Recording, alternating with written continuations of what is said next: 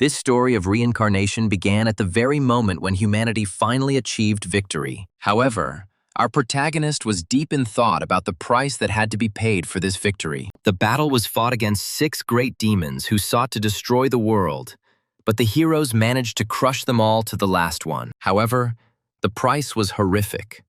The sea of death left by this god swallowed up most of the land, including cities and entire civilizations. Thus, with this victory, humanity itself found itself on the brink of extinction. And then the hero even cursed. Looking at the scale of the losses, he wondered about the meaning of this victory, which in reality felt like a defeat, since all around him there was only endless ruins. Not a single surviving hero remained alive.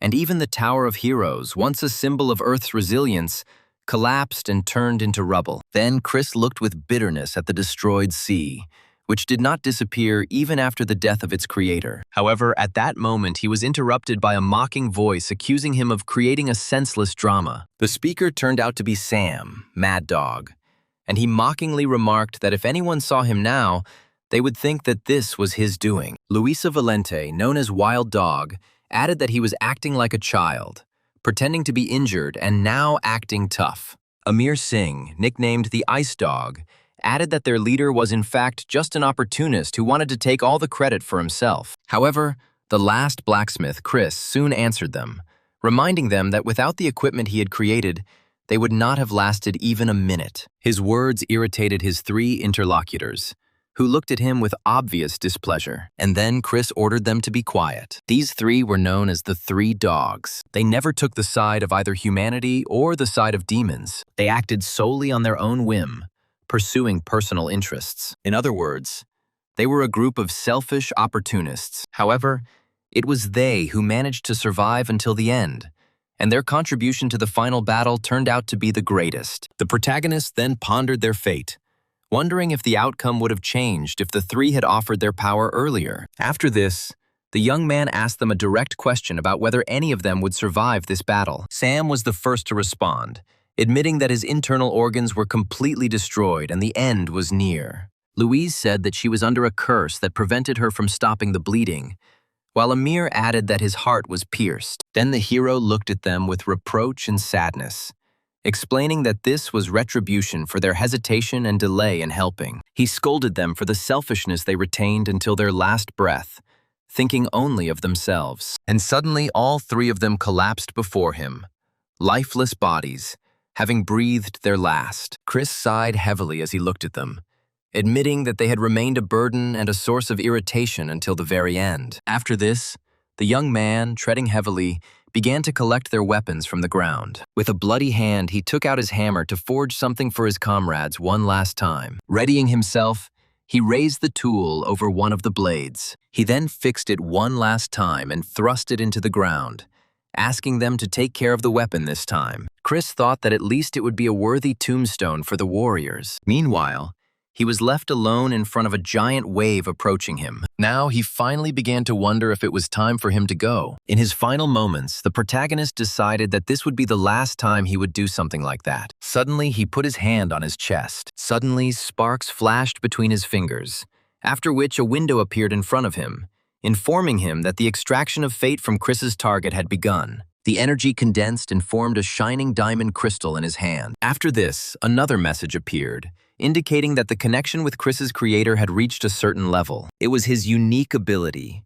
link extraction, an innate skill that allowed him, as a link forger, to extract special ores from targets. However, he knew that using this ability on himself would not yield anything valuable, only something worse than ordinary iron ore. Then he looked thoughtfully at the stone in his hand and decided that if there was nothing in it, then at least let him take regret with him. After this, the hero raised his hammer high, deciding to use it to forge the final weapon. At that moment, the roar of the waves rang in his ears, and he wondered if it was the sound of the sea being destroyed or the sound of the waves that he had heard all his life. However, he was sure of one thing.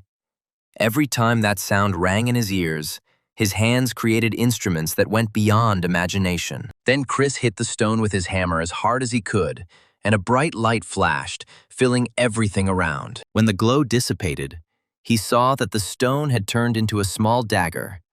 And then the young man smiled ironically. Despite his hopes of receiving something exceptional, he held up the ordinary dagger, expressing disappointment at its utter simplicity. In the end, the hero decided to commit suicide with his own hands rather than drown in the waves of the cursed sea. As he sank into the depths, he laughed at himself, calling it madness, because the last act of his life was a blow with a hammer. And only in the last moments, the young man, while creating this dagger, realized the truth. The sound of the waves he had heard since the awakening of his power was actually the sound of the sea of doom. A feeling of regret washed over him, and he wondered what would have happened if he had realized this earlier, or had managed to convince the three dogs to join them. If I had used my hammer to help others even a little, perhaps many things would have turned out differently. And suddenly a window appeared in front of him, informing him about the manifestation of the equipment image.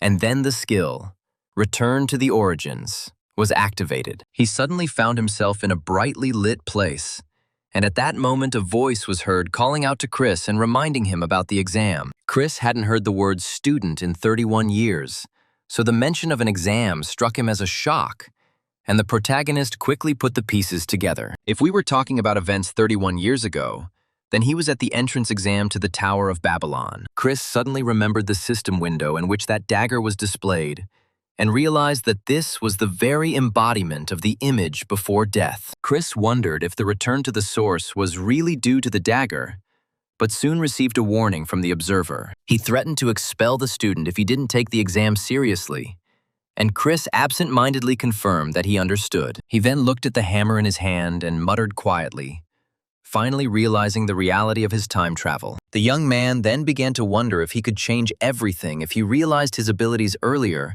and started using the hammer.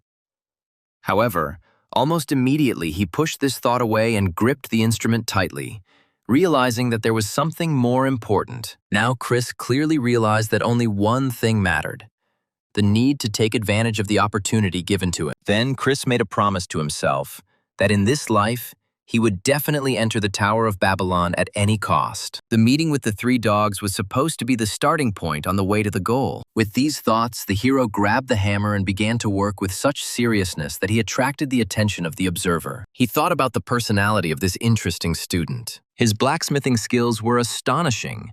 Although the blows seemed slow, they were rhythmic and precise, producing a clear sound. As a result, the observer came to the conclusion that the level of blacksmithing skill of this young man was extremely high. Meanwhile, Chris's work amazed the other students, who began to guess what level of skill he had achieved. When the young man held the perfectly polished and flawless blade in his hands, the assistant could not believe his eyes. The young man decided that a truly outstanding student had come to the exam this year. At the same time, the observer himself was confident that if he submitted the work in this form, he would immediately pass the test. However, he was then surprised to see Chris raise his hammer high into the air, intending to shatter the newly forged blade. The next moment, the blade shattered into pieces, leaving the observer and his assistant in complete shock. The hero himself understood how far he was from perfection. Moreover, he believed that it would be unacceptable for a real blacksmith to imagine such work. At this moment, Assistant Hans shouted loudly,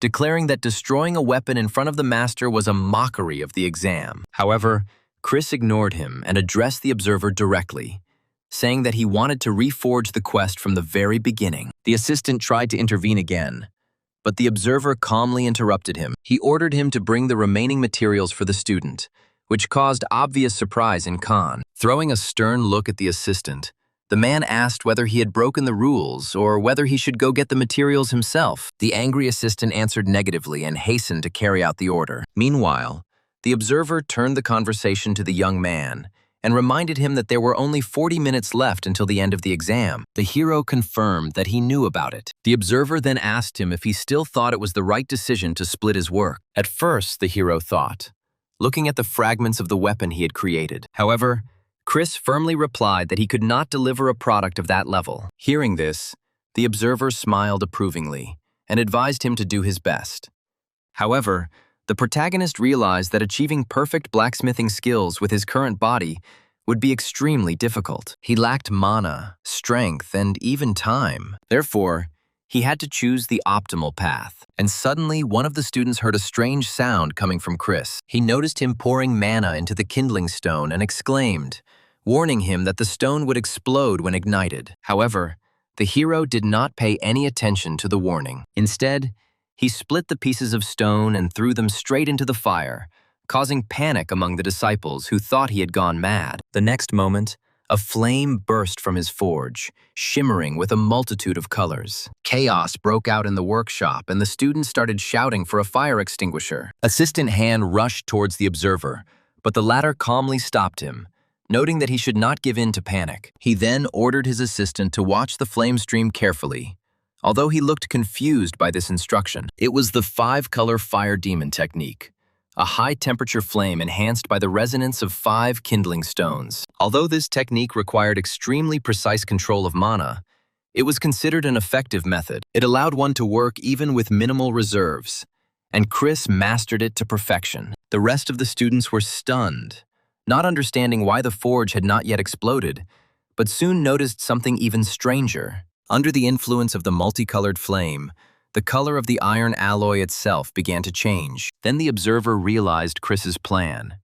He had synchronized the kindling stones to increase the heat and change the properties of the metal. Ultimately, the observer concluded that this method would significantly reduce forging time.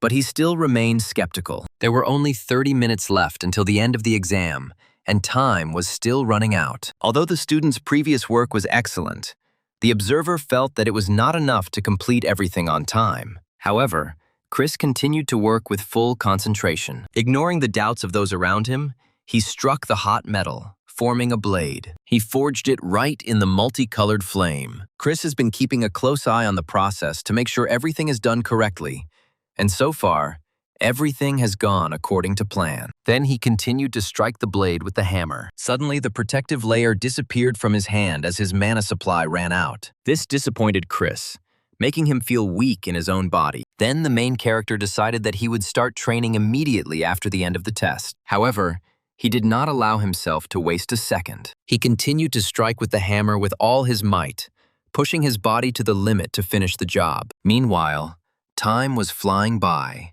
At first, there were 10 minutes left, then 3, and then only 1 minute. At the very last moment, the young man finished polishing the blade, just as the end of the exam was announced. He was breathing heavily from fatigue, and his arms were buzzing from overexertion. And then a message appeared in front of him about the completion of the creation of the blade of 5-colored fire, as well as about obtaining the skill of the Flame Master. The results showed that the sword's rank was high, and it was a blade engraved with 5 flames that interacted with mana. The other students couldn't believe what they were hearing, and one of them, in shock, asked again if the weapon's rank was really high. Chris then suggested that Assistant Han check the information window to confirm the details, which amazed him even more. At that moment, the assistant screamed loudly in shock. However, the observer immediately reprimanded him for shouting, after which he sheepishly apologized. Later, already in Professor Charles's office, the observer met with the main character. He asked him if he considered the sword worthy of surrender this time. Chris answered with some doubt,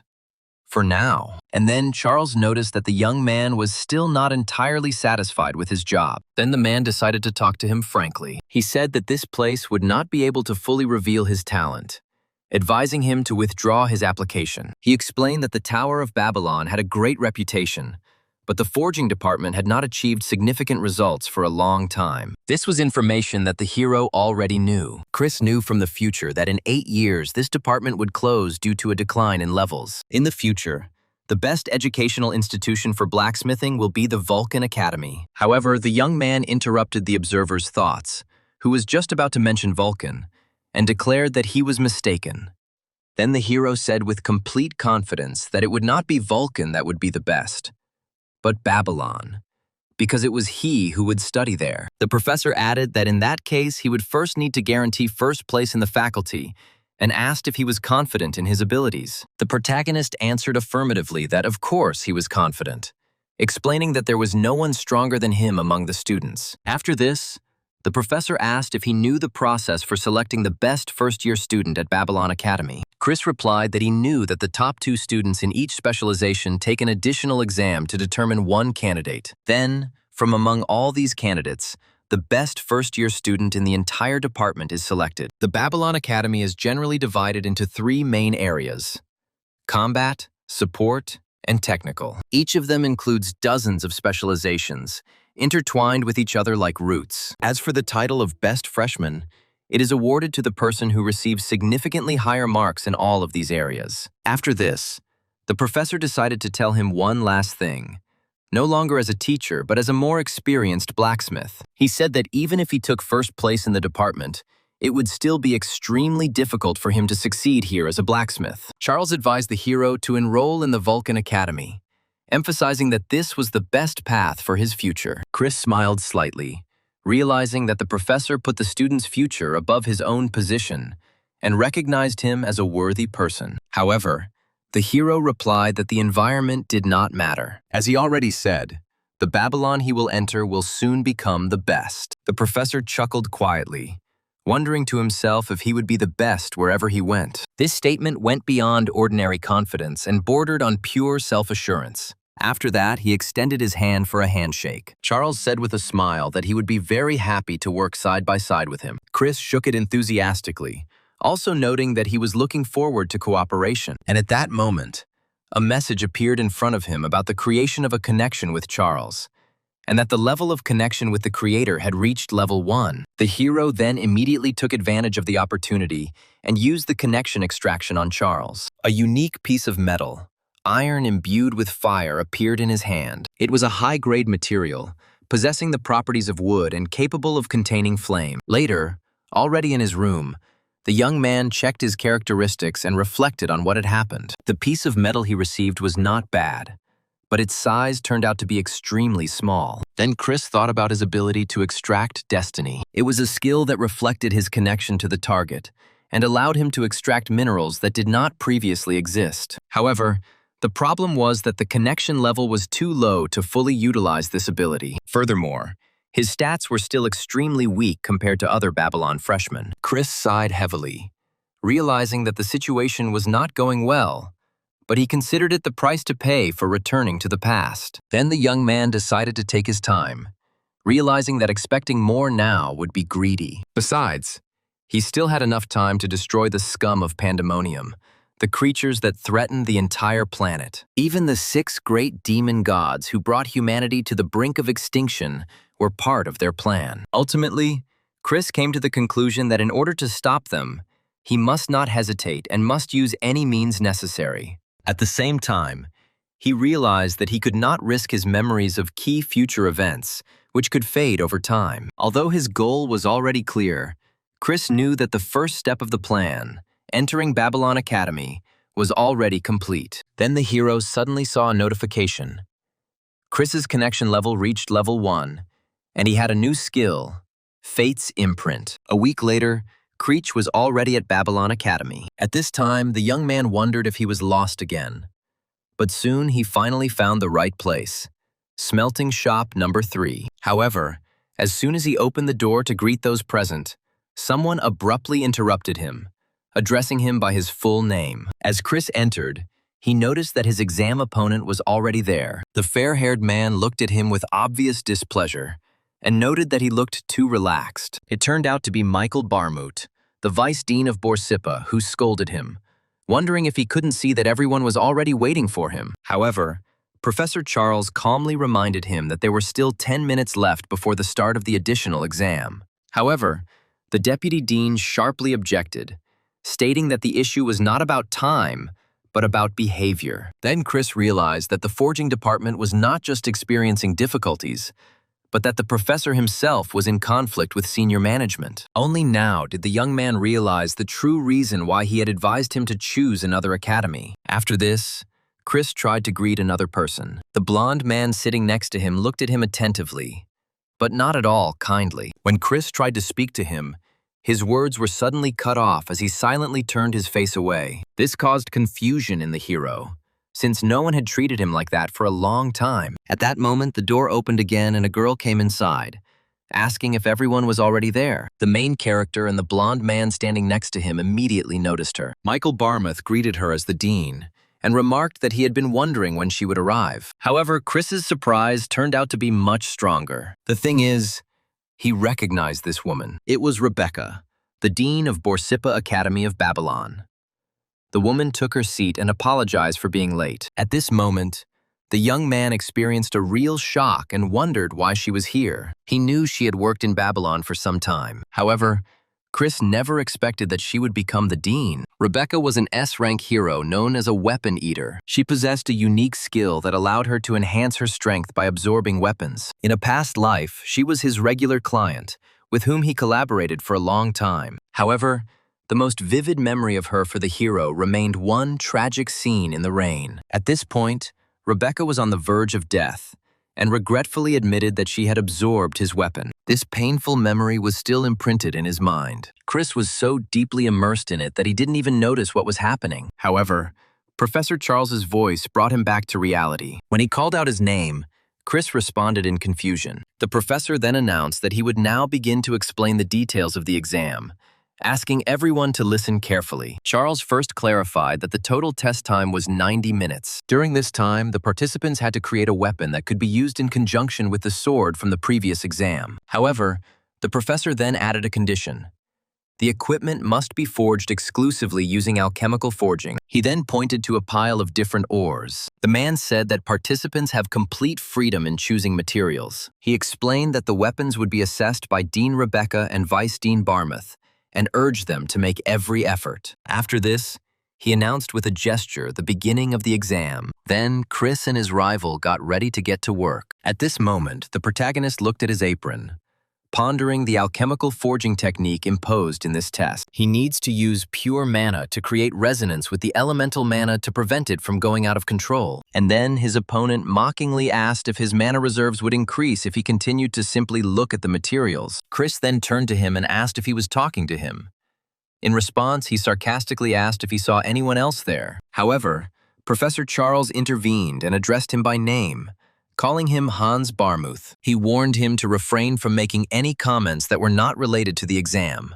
The hero then quickly matched the name of Vice Dean Michael Barmouth with the name of his opponent. And then Chris realized that this arrogant young man was actually the son of the Vice Dean, which explained their obvious resemblance. Hans noticed Chris's look and condescendingly confirmed that he was the son of the Vice Dean, clearly proud of his origins. He considered Chris to be a commoner with the worst bloodline, ranking last among the first years in terms of mana reserves. At the same time, he himself belonged to the prestigious Barmouth family, famous in the field of alchemical forging. Hans was confident that his mana reserves were comparable to the best second-year students. After this, Hans confidently raised the blue crystal and declared that the result of the exam had already been decided in his favor. Meanwhile, Rebecca observed the materials and noted that they were gemstones with high mana content and the water attribute. Charles then explained that water mana was sensitive to fire, making it extremely difficult to forge. However, Michael smiled confidently, noting that such difficulties were a thing of the past. In response, the professor added that the processing time varies depending on the master and the ore, and in this situation, it is about 30 minutes. The deputy dean smugly declared that Hans could process any ore in just 30 minutes. After this, his son began to channel mana to the blue stones, causing them to float within glowing magical circles. This caused general amazement with his ability to complete the resonant processing in record time. Completing resonant synthesis in 30 minutes is a level that surpasses even second-year students, not to mention first-year students. Charles realized that the tight deadlines for forging mana stones, the abundance of materials, and the use of alchemical forging played into their hands. Then the professor cast an angry glance at the deputy dean, realizing that the exam topic had been chosen in Hans's favor from the very beginning. Meanwhile, Chris caught the dean's attention by surprising her with his choice. He held in his hands a transparent crystal and several red stones. The judges looked at the materials he chose, wondering why he used stones with a strong fire attribute. However, the vice dean concluded that Chris simply did not understand the limits of his abilities, although he had excessive pride. Hans glanced at his opponent and wondered with a sneer whether he had deliberately chosen materials that were the opposite of his own. He called Chris a fool, being sure that such a weak reserve of mana would not allow him to control such unstable firestones. Then Hans smiled smugly, expecting to win this test even more easily than he had imagined. However, he was suddenly hit by his opponent's skill, and windows appeared around Chris, informing him that the skill seal of fate had been activated. The system revealed that his fire affinity had been activated, allowing him to directly place and use affinity stones on his body. Then a message appeared on the screen about equipping the fire iron to Chris's right hand. His palm instantly burst into a thick flame, the fire thickening around his hand, causing Hans to be shocked. He was seething with anger, considering what was happening to be cheap and useless tricks. Ignoring his opponent's gaze, the protagonist began to direct fire around his hand. He then picked up the chosen materials, the clear stone and the 3 red ones, and made them float in the center of the flame. The stones rotated and interacted in harmony within the dense ring of fire he created. Meanwhile, Michael mockingly wondered if Chris was going to create resonance using the same metal attribute. He called him a fool, reminding himself that the main rule in this area was to use only pure mana. The deputy dean was certain that such an attempt would inevitably lead to the elemental mana getting out of control. He even waited with an evil smile for the moment when this fool would cause a catastrophe. However, Chris continued to concentrate on controlling the flames that enveloped his hand, and suddenly there was a powerful surge of mana, causing Hans to flinch from the force of the fire emanating from the hero's side. Even the judges were forced to cover their eyes due to the brightness of the flash. Meanwhile, inside the fireball, the materials melted and merged smoothly, gradually taking the shape of a sword sheath. Meanwhile, Chris himself breathed a sigh of relief. He then saw reports of the removal of the fire iron and the successful completion of the creation of the item, the flame accumulator scabbard. Rebecca, Charles, and Michael were completely amazed to see such an unexpected result. The evaluation screen showed that the scabbard was of rare rank and was imbued with fire mana, allowing the use of the wild flame skill. Hans, shocked to the core, shuddered, not believing that his opponent could complete the fusion process so quickly. He looked at his hands, covered in blue mana, convincing himself that the elemental mana must be going out of control. While he was doubting himself and trying to figure out if he had made a mistake in his calculations, he decided to complete the fusion of his stone. However, suddenly the stone began to crack in his hands, warning of an impending disaster. Hans realized his mistake too late and tried to stop it, but the crack only widened, releasing powerful energy. The next moment, the stone exploded with destructive force. A deafening roar echoed throughout the examination hall. At this moment, silence reigned in the examination hall of the forging department after the incident that had occurred. Shards of shattered blue stones were scattered across the floor. Hans stood with his head down, and defeat was written on his face. Then Professor Charles finally broke the silence. He explained that typically, after completing the assessment, one of the participants would be recommended as a candidate for admission to an undergraduate program. He then looked at the fallen youth and expressed regret at his defeat. He clarified that Hans was being withdrawn from the exam because he had failed to complete the task. Charles added that it was very bad. It was an absolute defeat. However, Michael suggested canceling the exam and rerunning it, citing the fact that the student had been injured during the assessment. However, Charles refused to cancel the exam that had already been held, since what had happened was a direct result of Hans's carelessness. In response, the deputy dean gave him a cold look and accused him of putting exam results above student safety. His words caused the professor's obvious displeasure. The deputy dean rose abruptly from his seat and walked towards Chris. He stated that the fastest resonance speed officially recorded at the academy was a full 5 minutes. Michael wondered how a student who had just entered the academy had achieved resonance the very moment he activated mana. Chris returned to the essence of alchemical forging, a technique for creating weapons using only mana when traditional methods fail. The hero then realized that the purpose of alchemical forging was to find the roots of the ore's heart and reveal its hidden nature. What he just demonstrated is a solution that blacksmithing academies will arrive at after much trial and error. This simple method will become the basic standard in a few years, and therefore is not a secret. However, there was no point in explaining something like this to a man who was only used to making threats, and he replied that he did not understand what was being discussed. Then Mike smiled slyly and directly accused Chris of using dirty tricks to achieve his goal. He based his accusation on the fact that it was impossible for a first-year student without belonging to an influential family to be able to create a rare rank weapon. He added that even if he had decided to cheat, He should have done it more believably. But Chris was amazed at such audacity. However, at this point, Dean Rebecca intervened, noting that the situation really did seem illogical. Michael decided that she agreed with him and smiled contentedly, suggesting that Chris be expelled immediately and a re-examination scheduled.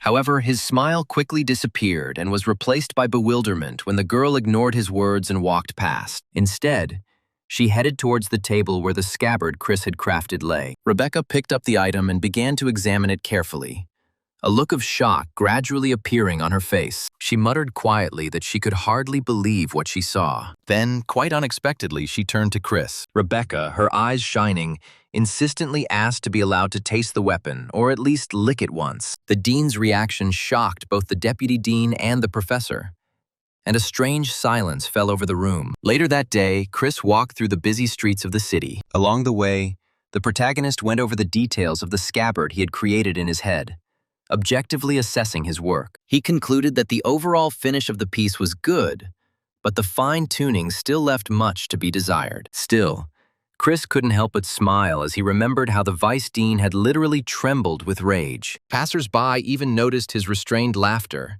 considering his behavior strange. Chris suddenly stopped as an unexpected thought flashed through his mind. He realized that the name Barmut seemed familiar to him. Then the hero closed his eyes, trying to concentrate and activate his memory to remember where he had already heard this name. Soon, his memories brought him back to a conversation with Louise, that during her studies at the Babylon Academy, she acquired a weapon. She got it at a good price after working hard for an arrogant man. But the weapon suddenly exploded. The explosion caused severe mana burns, leaving her in a terrible state. Putting all the pieces together, Chris concluded that the blacksmith who had caused Louise this injury had the surname Barmuth. And then he wondered if this man was Hans Barmuth. Then Chris remembered his goal: to establish contact with the so-called three dogs as quickly as possible and guide them on a more correct path. However, he now realized that in Louise's case, he might not even have to put in much effort. Chris was convinced that simply by keeping Hans Barmuth under control, he could prevent her destiny from going astray. Meanwhile, in the Borsippa department's faculty meeting room, Michael protested the proposal to nominate Chris as the top student. Professors from other fields expressed concern and doubts about such a sudden decision. Rebecca then asked if they were against her decision. One of the teachers hastened to soften his position. However, the vice dean intervened again, stating that their concern was due to the fact that the dean had only recently taken up his position. Rebecca glanced at him sideways as he continued speaking. Michael admitted that the weapon Chris had created was indeed impressive, but he needed a more thorough and careful evaluation. Charles intervened and made his point, noting that the others had not seen how the student worked with the materials. He emphasized that the way mana is used and the level of compatibility with the five-color system deserves special attention. Then the dean interrupted them, explaining that the weapon might not have even reached 60% of the level Chris was aiming for. However, it is precisely this shortcoming that makes the results so promising and serves as proof of its enormous potential. Rebecca stated that if they continued to reject her decision even after seeing Chris's presentation, she would resign as dean. The announcement, which sounded like a clap of thunder, caused amazement among everyone present in the meeting hall. 54 years ago, the heavens granted humanity the Tower of Heroes to guide its evolution. But in response, the underworld unleashed pandemonium. This swamp, distorting all forms of life, opened up new opportunities for people, but doomed them to great disaster. From the very womb of this chaos, Babylon was born, the greatest academy that raised many heroes called to protect humanity. The reigning emperor, Ludwig Schubert, claimed that each of the students would become the very hero who would carry the banner of peace. The ruler then called on them to move forward. This burden falls on the shoulders of everyone who rose up and joined Babylon, and that it is their inevitable duty as future heroes. Chris watched him silently, thinking that from this point of view, he seemed like a good person. However, from previous experience, he knew that in reality, this was not entirely true. After the performance, the host announced the beginning of the demonstration performances of this year's best first-year students. He then asked the top students from each house to come into the arena, and Chris, along with the other candidates, headed towards the site. The hero recalled how, in his past life, he had not understood the reasons for the arrogance of these excellent students, which had manifested itself only because of their success at the academy. Then the host officially announced the start of the performances. And now, having found himself in their shoes through his own achievements, Chris realized what a feeling such a position gives. With great enthusiasm, presenter presented to the audience the target that would be used to test the students' abilities. It turned out to be a high-tech robot of the 9th model, known as Automaton, a golem created in a puppet factory. He had high combat effectiveness, enough to compete with a C-rank hero on equal terms. Chris carefully examined the mechanism and came to the conclusion that this model, having no weapons, relied on direct physical contact. The demonstration was opened by the combat faculty. Jake Myers was declared the best freshman in the Akarkov department, so he was invited to step forward. Jake took a position in the arena opposite the robot, while the hero remembered that he was the 3rd son of the Myers family. He was known for practicing an unusual form of fist fighting despite coming from a line of sword masters. Meanwhile, Jake assumed a fighting stance, preparing for a collision, while the robot's eyes glowed red. At that very moment, the host announced the start of the long-awaited duel. The robot rushed towards the enemy with lightning speed. He tried to immediately deliver a powerful blow to him, but the young man dodged it with amazing flexibility. What followed was a series of exchanges of blows and quick maneuvers on both sides,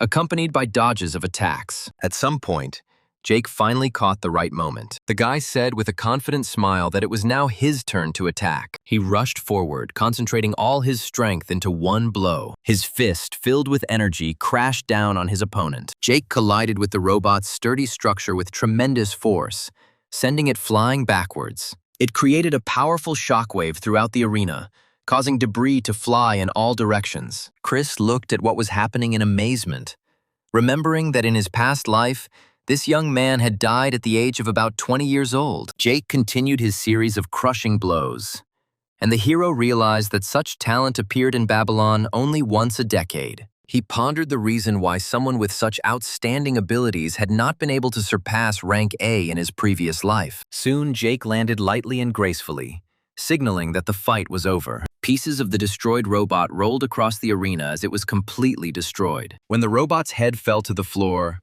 everyone realized that the fight had ended in a crushing victory for the student. Jake wiped the sweat from his forehead with a satisfied smile, saying that it had been a long time since he had been able to stretch so well. Meanwhile, the presenter looked at him in complete amazement at what he saw. He then praised the student for being able to defeat an opponent with the strength of a C-rank hero in just a few moments. The presenter confirmed that this level of performance is exactly what is expected from the best first-year student of the Akarkov faculty. Chris realized that Jake had given up on the gift from the very beginning, and now the next contestant would have to face serious pressure. Soon, the host invited the best student of the Faculty of Support, student Erika Inoue, to come forward. Erika was the eldest daughter of the Inoue family, one of the 3 great noble houses of Japan. In her past life, she didn't conquer the tower, but she managed to become famous as an S-rank hero who wielded legendary-level weapons. However, her destiny was to fall, become a demon, and ultimately die by execution at the hands of her own family. However, as the girl passed by, Erika glanced at Chris. This look confused the hero, and he wondered if it was really addressed specifically to him. The presenter then announced that the 9th model automaton would be used for its demonstration. It was equipped with additional armor, which increased its protective strength by 1.5 times compared to the standard version. Everyone watched the proceedings with excitement, waiting to see what kind of performance Erika would give. With complete composure, Erika opened the cage she had brought with her and revealed the black raven inside. Then, as her eyes glowed blue, the girl gave a mental command to the bird to attack. The raven immediately flew out of the cage and rushed towards the enemy. He soared into the arena sky with a sharp cry. Meanwhile, Chris watched this with surprise, wondering why they would use a bird in such a battle. The automaton assumed a tight defensive stance. The protagonist came to the conclusion that it would be extremely difficult to penetrate such strong armor. Moreover,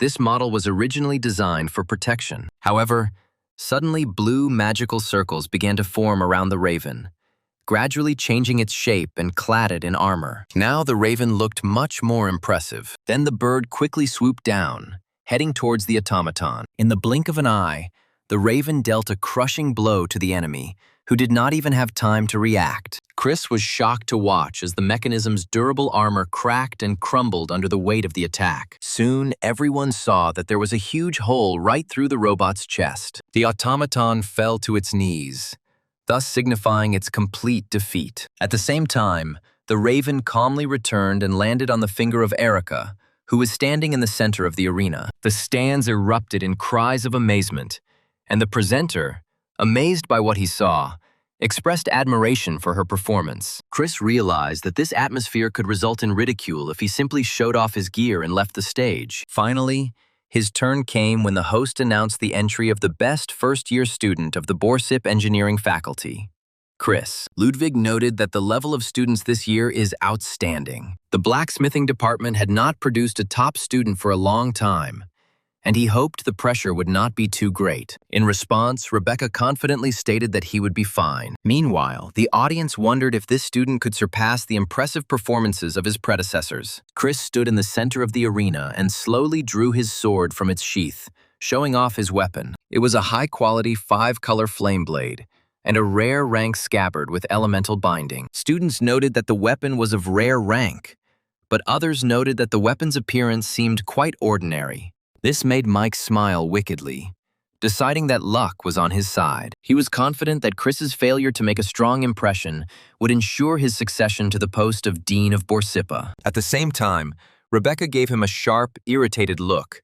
sensing his insidious intentions. Meanwhile, the host began to announce a Model 10 automaton, which had combat power comparable to a D-rank hero. However, Chris demanded a more powerful Model 8 automaton with additional armor to increase durability. This demand hit the presenter like a bolt from the blue.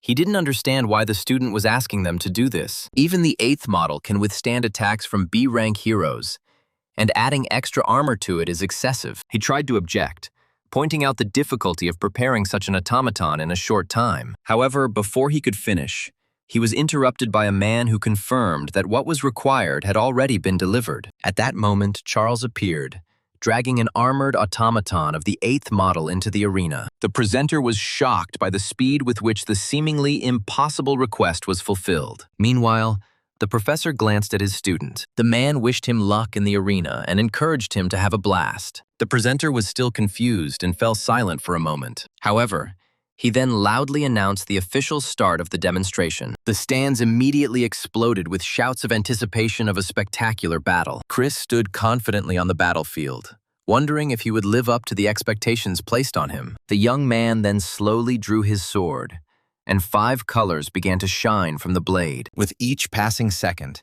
the tongues of flame enveloping the weapon grew stronger. This caused amazement among some students who recognized the power of the weapon. However, Hans also noted with disdain that what he saw was nothing more than a useless visual effect. Meanwhile, Chris recalled the properties of his unique sword. The 5 colors that formed its blade had a contradictory nature. Any attempt to release them without full control over the mana will result in a powerful explosion that could cost the user their life. However, thanks to the sheath imbued with fiery energy, he was able to control the flames, thereby avoiding the consequences. By combining the flame of the scabbard with the power of the blade, Chris was able to successfully complete the energy implantation process. At the same time, the armored automaton was preparing for defense. The hero then released the wild flame skill hidden in his sheath. This resulted in the release of a huge explosion of compressed mana. This skill was activated at the moment when there were 5 compressed fire demons inside. Eventually, they all exploded simultaneously, generating a colossal destructive force. As a result, the entire hall shook from the powerful blow. The presenter, not believing his eyes, was shocked to think about who this mysterious young man was. At this time, Chris stood in the middle of a destroyed battlefield. He assessed the scale of the destruction caused. Looking at the huge crack cutting the arena in half, Chris wondered with an ironic smile if he had crossed the line. The presenter, shaking, shouted into the microphone, demanding that the support team immediately go to the main hall to fix the damage. He then announced the end of the demonstration performances of the best students. Later, at the dean's office, Rebecca walked inside and found Chris already waiting for her. The girl apologized for being late, explaining that she was busy cleaning the arena. However, the young man also apologized, expressing regret for having destroyed the main hall in such a way. He added that he should have been more careful, which surprised the dean, who asked why he was apologizing. Chris asked in amazement if she had called him to scold him for what had happened. However, Rebecca explained that the reason for the call was completely different. Then she froze in place, slightly embarrassed. Chris was also confused, wondering why she had called him. Then Rebecca finally gathered her courage and got to the point. After this, the girl made an unexpected offer, declaring that she was ready to pay a price 10 times higher than the market price. She asked him to sell her the 5-colored flame sword and the fire scabbard. Chris was surprised by this request, and at that moment a window appeared in front of him, informing him that an intimacy bond had been formed with Rebecca. At the same time, a new notification appeared confirming that the connection level between her and Chris had reached level 1. Chris realized that the connection had already been formed, unlike in his past life, when it required giving her a lot of weapons. Then the hero thanked the dean for this opportunity. Then he decided to immediately take advantage of it by using the Fate extraction skill. A dense blue energy appeared around him, with which he extracted a special high-level connection from Rebecca. The energy condensed in his hand, forming a unique piece of metal. It was an advanced-level material capable of absorbing iron. Meanwhile, the dean repeated her question about selling weapons, but Chris responded with a categorical refusal. This made her displeased, and she reminded him that he had already completed his task. Their conversation was interrupted by a knock on the door. Charles informed the dean that the president had ordered the awards ceremony to begin immediately. The man then asked permission to take student Chris with him. Rebecca only reluctantly nodded in agreement. Then Chris said he would see her later. After this, he left the office, leaving her alone, feeling very disappointed at the missed opportunity. Soon, he and Charles headed to the heart of the Babylon Academy, the old main building known as the Marduk Palace. Walking down the luxurious corridor, the professor advised him to behave politely in front of the president. He recalled that he had magnanimously ignored the incident with the destruction of the hall during the demonstration. Charles also stressed that the president is a figure on a completely different level. However, Chris calmly assured him that there was no need to worry about him. As the massive doors swung open, a solemn voice came from the far end of the hall and greeted him. It was the ruling emperor, President Ludwig, whom the hero remembered from his past life. This was the same hero who died in battle with the heavenly god of destruction, one of the 6 great demonic gods. Chris looked him over carefully and realized that he really did live up to the title of perfectionist. Ludwig noted that the weapon he demonstrated was interesting. However, he couldn't say that he didn't regret it at all. But he had high hopes for Chris. Although Chris was prepared for criticism, he still felt offended and even felt the urge to throw his creation into the nearest oven. As a reward for his talent and efforts, the president announced that he would give him 2 prizes. Chris considered the offer for a while. He then asked for rewards that could increase his magical power and improve his memory, which attracted the president's interest. However, he still fulfilled the student's request, and with a slight movement of his hand summoned 2 unique artifacts. A box appeared in front of the hero, and these items were inside. The first was a heroic rank heavy dark inkstone. The second was a heroic rank dream tusk. Chris was amazed by what he saw. While the inkstone was rare, the dream tusk was almost impossible to find. A smile appeared on the hero's face.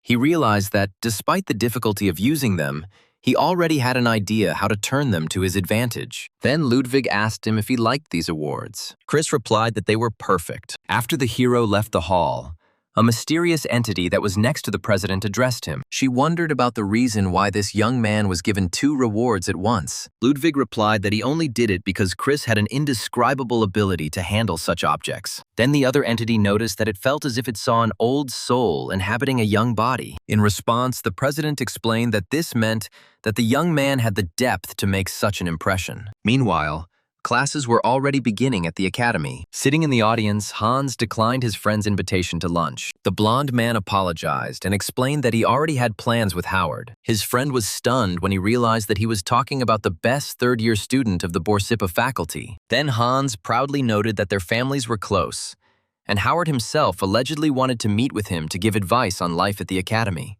At that moment, when one of Hans's friends tried to join the cool students, Chris entered the auditorium. He took a quick look at his recent opponent and moved on to his seat. As the hero walked through the auditorium, everyone around him suddenly fell silent, and Hans cast a sharp, threatening glance at the young man. In response, Chris looked at him, his eyes glowing, emitting incredible killing intent. Hans couldn't stand the pressure and wondered in horror what was wrong with the guy's eyes. Eventually, the young man looked away as the hero walked past, thinking that his opponent had finally realized his true place. Hans clenched his fist, suppressing his anger and lamenting his defeat before the commoner. Meanwhile, Professor Charles entered the classroom and asked everyone to take their seats to begin the class. Having made sure that all the students were present, the teachers stood behind the podium. Charles announced that since this was the first lesson, they would begin with introductions. He then showed off a box filled with glowing alloys, explaining that the material was called projection alloy. The professor took one of the samples and explained that it was tens of times more sensitive to magical energy than ordinary ores. He then injected mana into it, and at that moment the alloy reacted to the energy and formed in his hand into a black sword surrounded by a fiery aura. Chris watched with admiration, realizing that it was this level of skill that had allowed Charles to enter the top 100 artisans in the world. The professor went on to explain that such high sensitivity makes it extremely difficult to use these alloys as real weapons. However, on the other hand, they reflect the unconscious traits of the master, allowing him to understand himself and reveal hidden sides. This is why weapons created from this material are called clones, and students' self-presentation will be replaced by the creation of such clones. He added that their work would be on display in the main building for a whole week and urged everyone to make every effort. Jake took the piece of alloy, and the hero thought about how its value exceeded 10 million won. After Hans gathered his energy,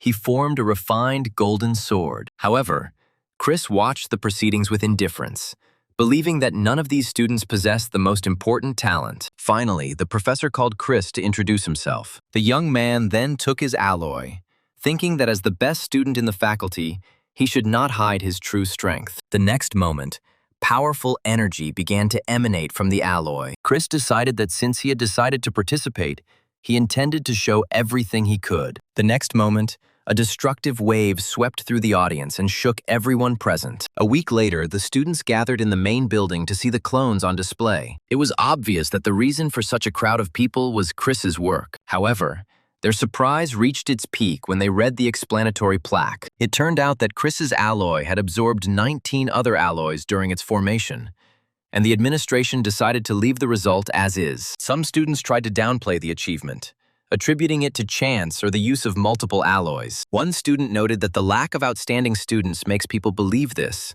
but Erica disagreed. Moreover, Jake Myers supported her, and he himself carefully examined the work in front of him. He noted that even such a huge number of alloys turned out to be insufficient to fully express Chris's abilities. Meanwhile, in the blacksmith's workshop, one of the mentor's assistants was watching Chris work. He acted with astonishing precision, not allowing even a split-second error when striking his hammer. Khan was confused as to what he could possibly teach a student with such a level of skill. In the end, he decided to simply credit him for the task. After the rest of the students had completed their training, Han declared the class over. However, Chris remained where he was, continuing to work with concentration. The hero took the hammer, intending to continue processing the workpiece in his hands. But before he could strike, the mentor's assistant stopped him, wondering if he was going to destroy the product again. The mentor then reminded that this worksheet must be submitted after completing the current training stage. Chris was surprised by the word handover,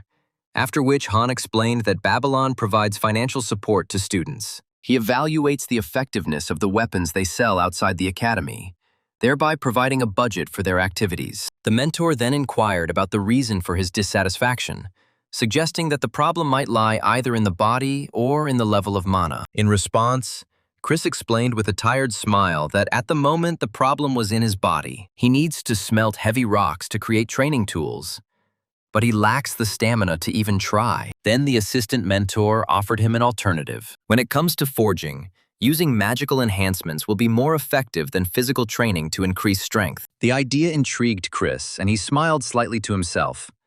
This was a method he had avoided in his past life. However, now that his body is deprived of stamina, the hero realized that with the help of enhancements he could smelt heavy materials. Chris thanked his mentor for the advice, but he dismissed it, saying it was nothing special. Then the hero decided to give a recommendation himself, explaining that he was using an excessive amount of mana when striking with his hammer. He should reduce its consumption to 70%, and also concentrate the blows on one point. The young man then added that this approach would be more effective at the moment. His words left Khan in a state of shock, as he couldn't believe that a first-year student dared to give him advice. However, judging by the look he gave the hammer, he decided to test his words. At the Babylon Academy, students were encouraged to study independently and were allowed to attend classes from other departments. However, there were two main conditions. Firstly, the student had to successfully complete the core subjects in his or her specialty. Secondly, if he received 3 failing grades, he would be immediately expelled. Thus, freedom was granted, but along with it came responsibility for one's own choices. As Chris got off the train, he noticed Erika Inoue standing with several young men. One of them rudely interrupted him, demanding that he clear the way. The hero felt irritated by their behavior, believing that they should be the ones to give way. However, before the situation escalated, the girl turned to him. Erika asked where he was going. Chris replied that he was heading to the support department because he was considering taking a minor. Then Erika offered to be his guide, which shocked her friends. One of the young men tried to remind her of the upcoming meeting, but the girl made it clear that he could go without her. Despite this, the guy still insisted and reminded her that the elders were expecting her presence, and yet the girl replied that she was not interested. Chris just watched their squabbles silently. Soon, the girl left the two annoying guys and went away with the main character. As they walked, Erika asked what kind of additional specialization he was looking for. Chris then explained that he wanted to study the enhancements. He needed enhancements that could enhance his physical abilities without interfering with the precise control required for forging. Erika suggested that he pay attention to the barriers, and the hero then wondered if they specialized exclusively in defense. However, Erika replied that it all depends on the method of application. To make her point, she created magic circles around the envelope she was holding. She then suggested that he try to tear it apart. Chris noticed that the strength of the envelope itself did not change, but the effect was different. The object retained its original properties but became solid only when exposed to significant force. Then the hero came to the conclusion that such a technique was ideal for the forging process. Erika explained that to achieve this level of complex application, he would need the help of a teacher. The girl added that the barrier's teacher was married to one of her relatives, after which she offered to introduce him to him. However, the next moment Chris suddenly realized something important. With a quick movement, he destroyed the magical chains holding the envelope, and Erika was shocked to the depths of her soul. She wondered to herself how he had managed to understand her family's barrier technique and destroy it in such a short time. Chris just smiled, acknowledging that barrier techniques were indeed worth considering, and thanked the girl for her advice. He then announced that he was going to enroll in classes and invited her to go and eat with the young men who were accompanying her. One of the young men ran up to Erika to make sure she was okay. However, the girl remained silent, lost in her thoughts, and handed him an envelope sealed with magic as a kind of test. But Erika never expected that he would be able to break the seal so easily. Later, at the Magic faculty, Chris walked next to Erika, their joint appearance arousing the curiosity of other students. They started whispering to each other, wondering why they were walking together. Some mentioned that they had seen them together during the demonstration. Chris noticed the rumors spreading, but only mocked people's excessive interest in other people's affairs. Deep down, the hero knew that if the girl really had any feelings for him, a connection would have already been established between them. When they entered the forest, Erika explained that it was a testing area for constructing barriers, which surprised the hero. As he moved further, the young man noticed other students who were desperately searching for something. Chris then wondered if this test was some kind of treasure hunt. Nevertheless, he continued to walk with the girl, considering everything that was happening to be a waste of time. Suddenly, the hero stopped, feeling the barrier, and, kicking the ground, destroyed the illusion, revealing the forest and 2 assistants waiting for them. One of the assistants announced in surprise that he had passed the test, which left Chris confused. In the office of Professor Robert Perry of the Department of Barriers, Erika's interest in the best student of the Borsippa faculty was discussed. His assistant noted that he had previously been surprised why she had enrolled in the introductory course, but now everything became clear. As it turns out, Erika and Chris were spotted walking around campus together. The professor expressed dissatisfaction with the fact that because of her, the number of applications had doubled, although this did not make him happy at all. The fact is that At the special request of the young master of the Inoue family, an additional element was added to the test. It was a labyrinth of illusory spirits. This labyrinth was a basic barrier that distorted the senses and caused a person to become lost. Moreover, a person who does not possess knowledge of magic would not even be able to realize its existence. Despite Erica not providing any help, Chris managed to navigate the maze. He relied solely on instinct, which earned his assistant's admiration. After all the participants had completed the first test, the assistant announced that they would move on to the second stage. He then explained that based on the results of this test, students would be assigned to classes. One of the students volunteered to go first, seeing the challenge as an opportunity to get Erica's attention. The assistant explained that the second test was to destroy the barrier using only mana. The barrier was shaped like a web, with a spider made of mana in the center. The spider would constantly escape whenever he sensed mana through the threads, and as long as he remained unharmed, the web would endlessly regenerate. The first student encountered difficulties and tried to act in the traditional way, trying to cover the entire magical formula. However, the young man soon discovered that he lacked mana, so he decided to use his speed to push the barrier. The student eventually managed to destroy it in 2 minutes and 23 seconds, but he did not focus on understanding the structure more deeply. The assistant noted that his performance could not be called bad, and the young man thanked him, although he himself felt ashamed in front of Eric. At the same time, many other students failed the test. The assistant then announced that all those who failed would begin their education in elementary school. Finally, he called Erica Inoue. The girl stepped forward and began the test with amazing calm and confidence. In an instant, she completely dismantled the barrier. This caused shock among everyone present, who could not believe her supernatural speed. At that moment, everyone clearly realized what it meant to be the best student in the faculty. Erica completed the test in 22 seconds, and although the mentor praised her result, he noted that the standard method of destruction would have allowed her to shave off another 2 seconds. Finally, it was Chris's turn, and the mentor looked at him carefully, assessing the young man to himself. He came to the conclusion that there was nothing special or outstanding about him. Chris knelt down in front of the magical web, determined to understand its nature, and began to study it carefully. This left students and mentors puzzled, wondering what he was doing and whether he realized the test had already begun. Chris, however, looked intently at the details of the barrier and came to the conclusion that it had properties similar to heavy stone ore. This ore has the ability to self-heal and return to its original state if there is not enough stimulation.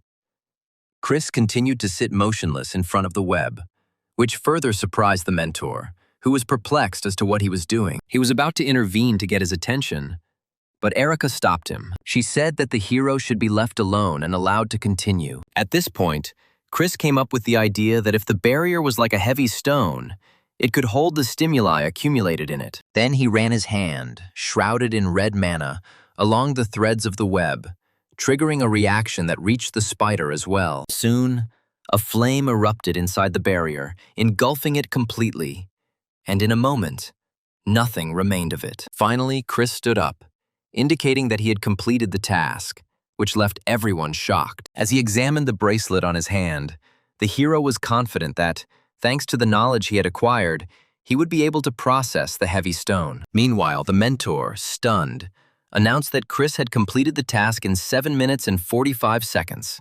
Professor Robert, however, considered the time spent to be insignificant. Although the young man spent 7 minutes understanding the structure, if he encountered the same barrier again, he would destroy it in a matter of seconds. He didn't limit himself to simply destroying the barrier, but developed a formula that would destroy the spell from the root. Erica watched his retreating figure with surprise and admiration. If he combines magic with his forging skills, it's scary to imagine what legendary tools he could create. Later, the Academy's entire inbox was filled with messages about an application for student Chris to conduct the forging process. Only Michael did not submit an application, meaning that the rumors of tension due to his son's fall to second place were true. While the employee was preparing to choose one of the candidates, he suddenly froze in shock when he saw another letter. He read a sudden message that the dean of the faculty herself was taking charge of the forging process of student Chris. Meanwhile, in the blacksmith shop, Chris stood holding a heavy stone and the necessary materials when he heard his name being called. Rebecca stood in front of him.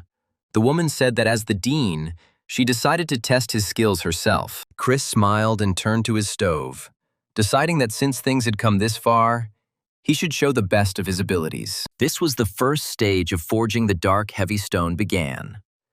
The inkstone has many ways to work with it. However, the hero chose the most difficult method, the so-called dark curtain method. This method was based on placing a dark, heavy stone in a completely light-free space. The stone began to flow into the liquid like water. The task was to separate out the impurities using only mana. During this complex process, the size of the stone was significantly reduced, but its purity was doubled. Chris realized that in theory it all looked simple, but in practice it was like completely rebuilding the material from scratch. Its size has been reduced to a quarter, and further reduction will lead to insufficient effectiveness of future weapons. Chris then moved on to the second stage. Gathering the energy and concentrating it in his hand, he released a glowing red flame and directed it forward. He then began to pass mana through it, selecting suitable sparks for the forging process. Gradually, the fire changed color to bright green.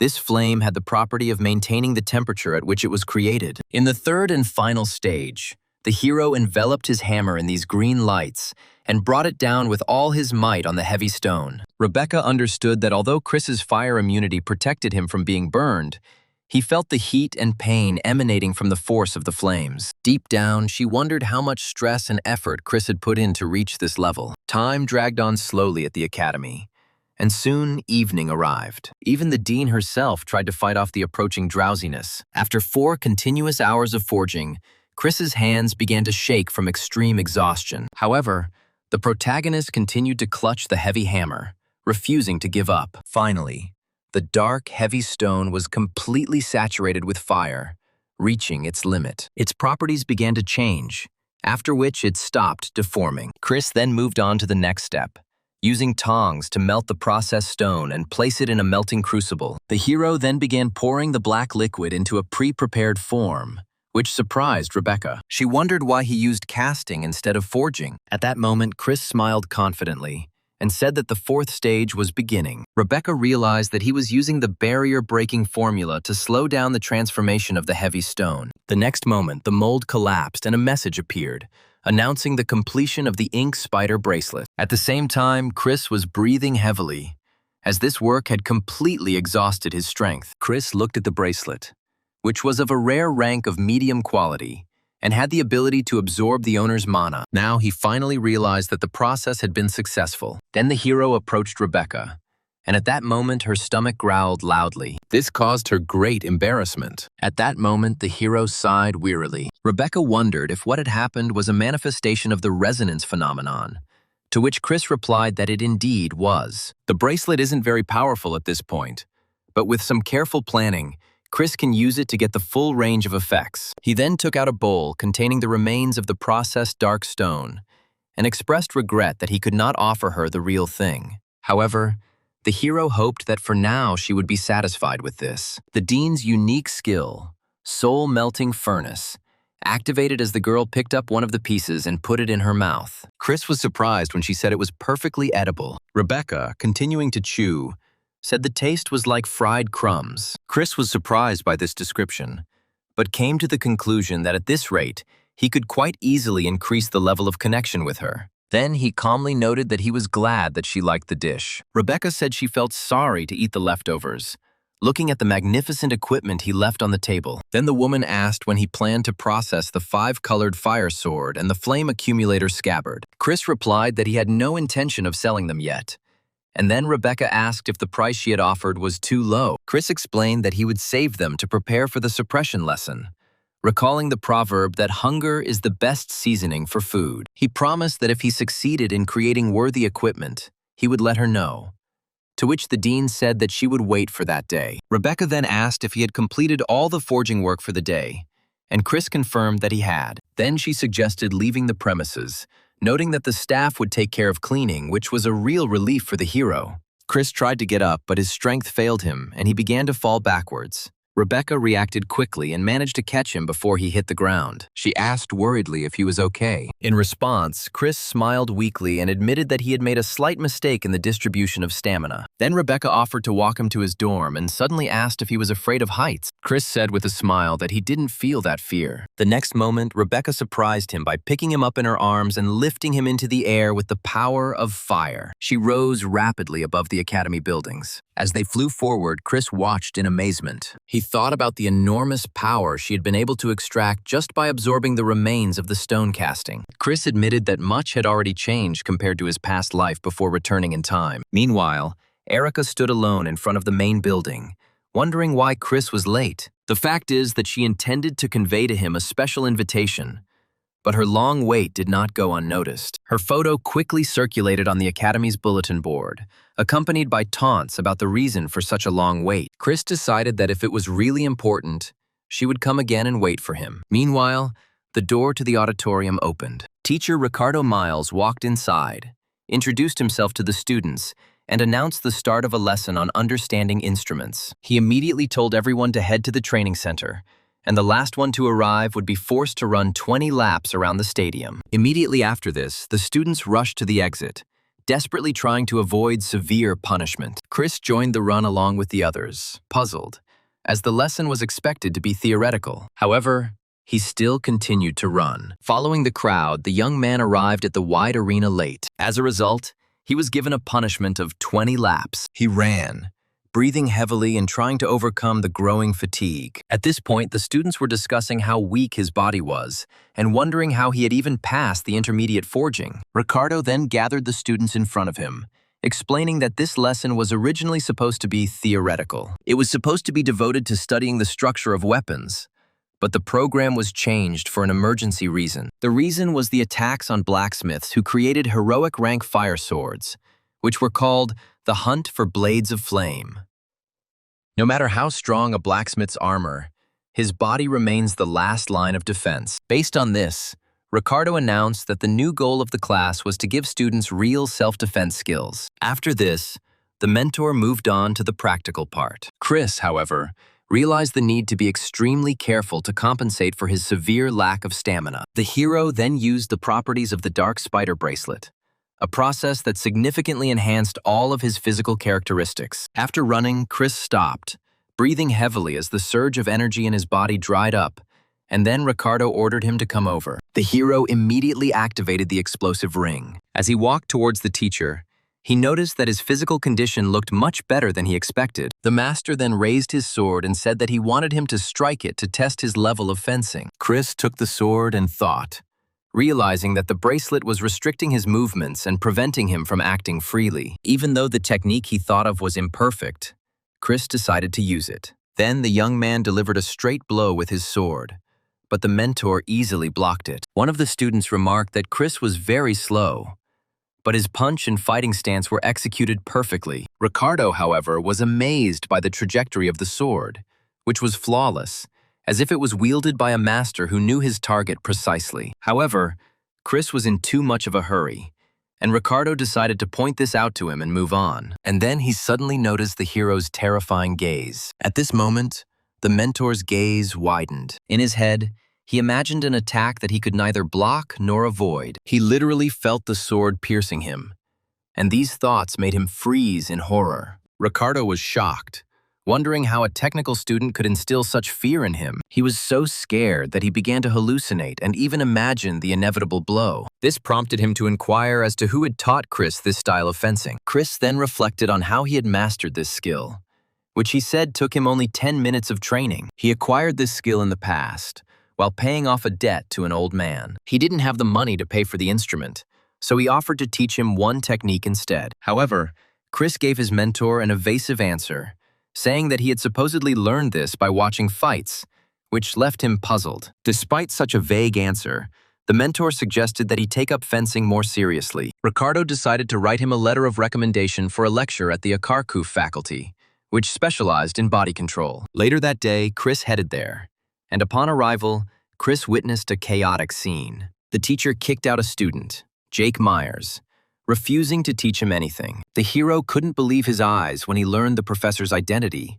It was Kwansu, a retired S-rank hero, sword breaker. Chris was surprised because the old man, whom he knew as a lover of gambling and alcohol, was actually a professor. Chris stepped forward, introducing himself as a first-year forging student and presenting a letter of recommendation from his mentor, Ricardo. Meanwhile, Jake quietly informed the professor that the newcomer was the best student in the Borsippa faculty this year. However, Kwon-soo didn't seem to show any interest and continued to look at Chris with obvious disdain. Then the teacher suddenly put forward a condition. He said that he would accept him as a student only if he could defeat the young man standing in front of him. After this, the professor announced that there would be only one duel. The winner will be the one who lands a clean hit first. At the sound of the signal, the battle began. Chris immediately assumed a defensive stance. Kwon-soo understood that she increased her flexibility by abandoning brute physical force. His opponent quickly realized that the best response to such a stance was a direct approach,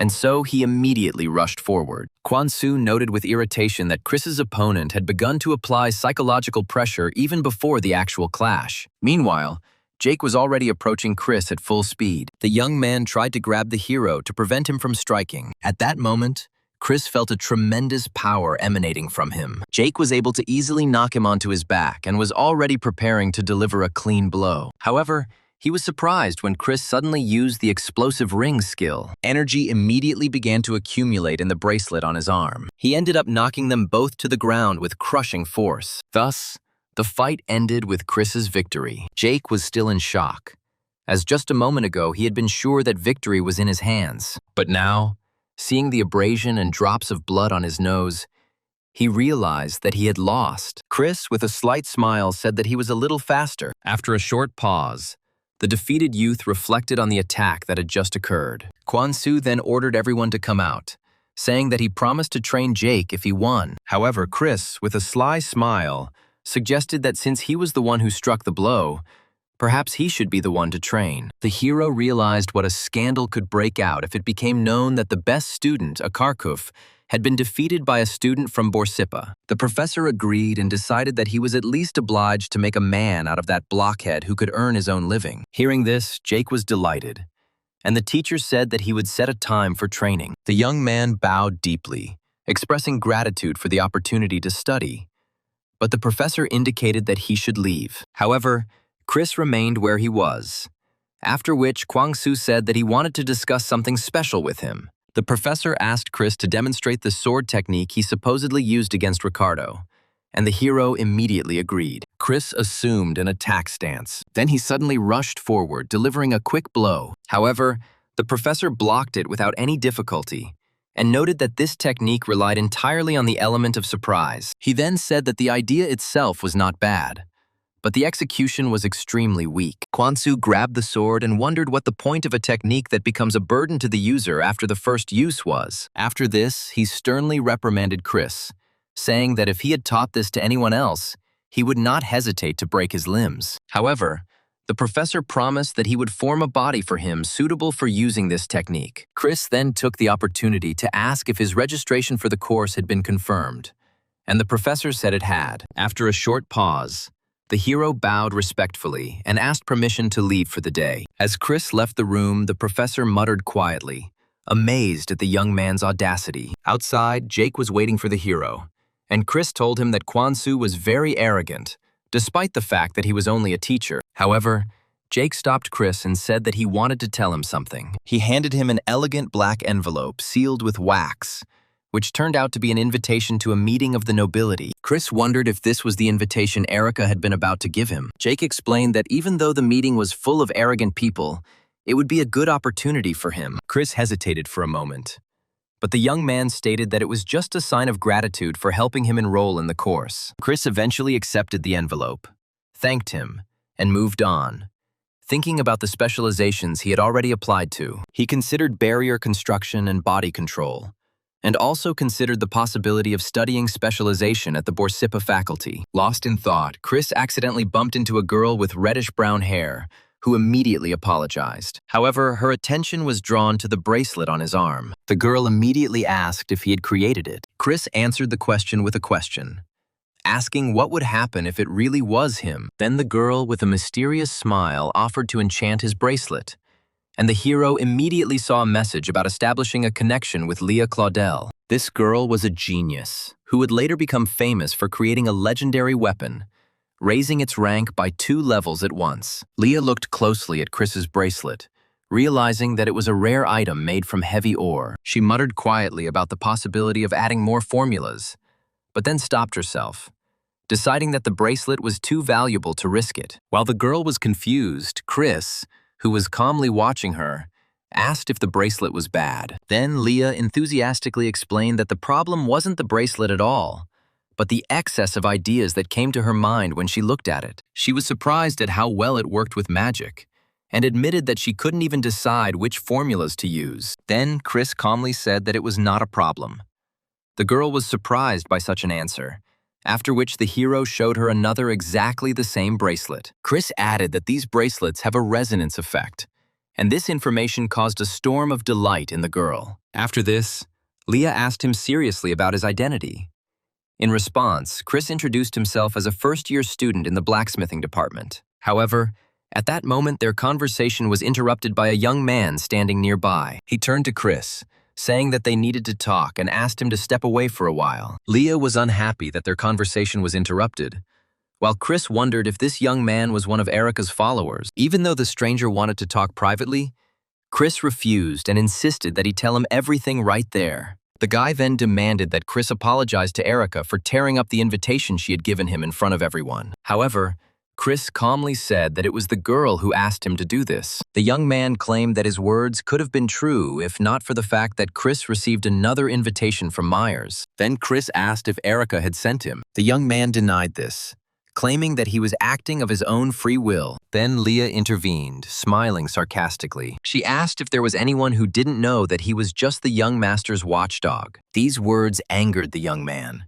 He released a powerful dark energy and said that Chris was deceiving himself, thinking that he was someone special. He then reminded them that Babylon was full of those who were far superior to it. However, Chris responded to him mockingly, asking if he was talking about himself. This answer finally infuriated the enemy, and the young man then screamed and unleashed his full attack. She took the form of a ghostly blue monster, which rushed towards the hero and the girl. At that moment, Chris was forced to protect Leah. However, the hero soon realized that the attack was not only made of mana, but was an illusion. That guy uses a real dagger as a conduit to deal physical damage. The young man wondered in amazement how he had been able to recognize this. However, Chris only said indifferently that it didn't matter and grabbed the dagger. With a sly smile, he noted that it looked delicious.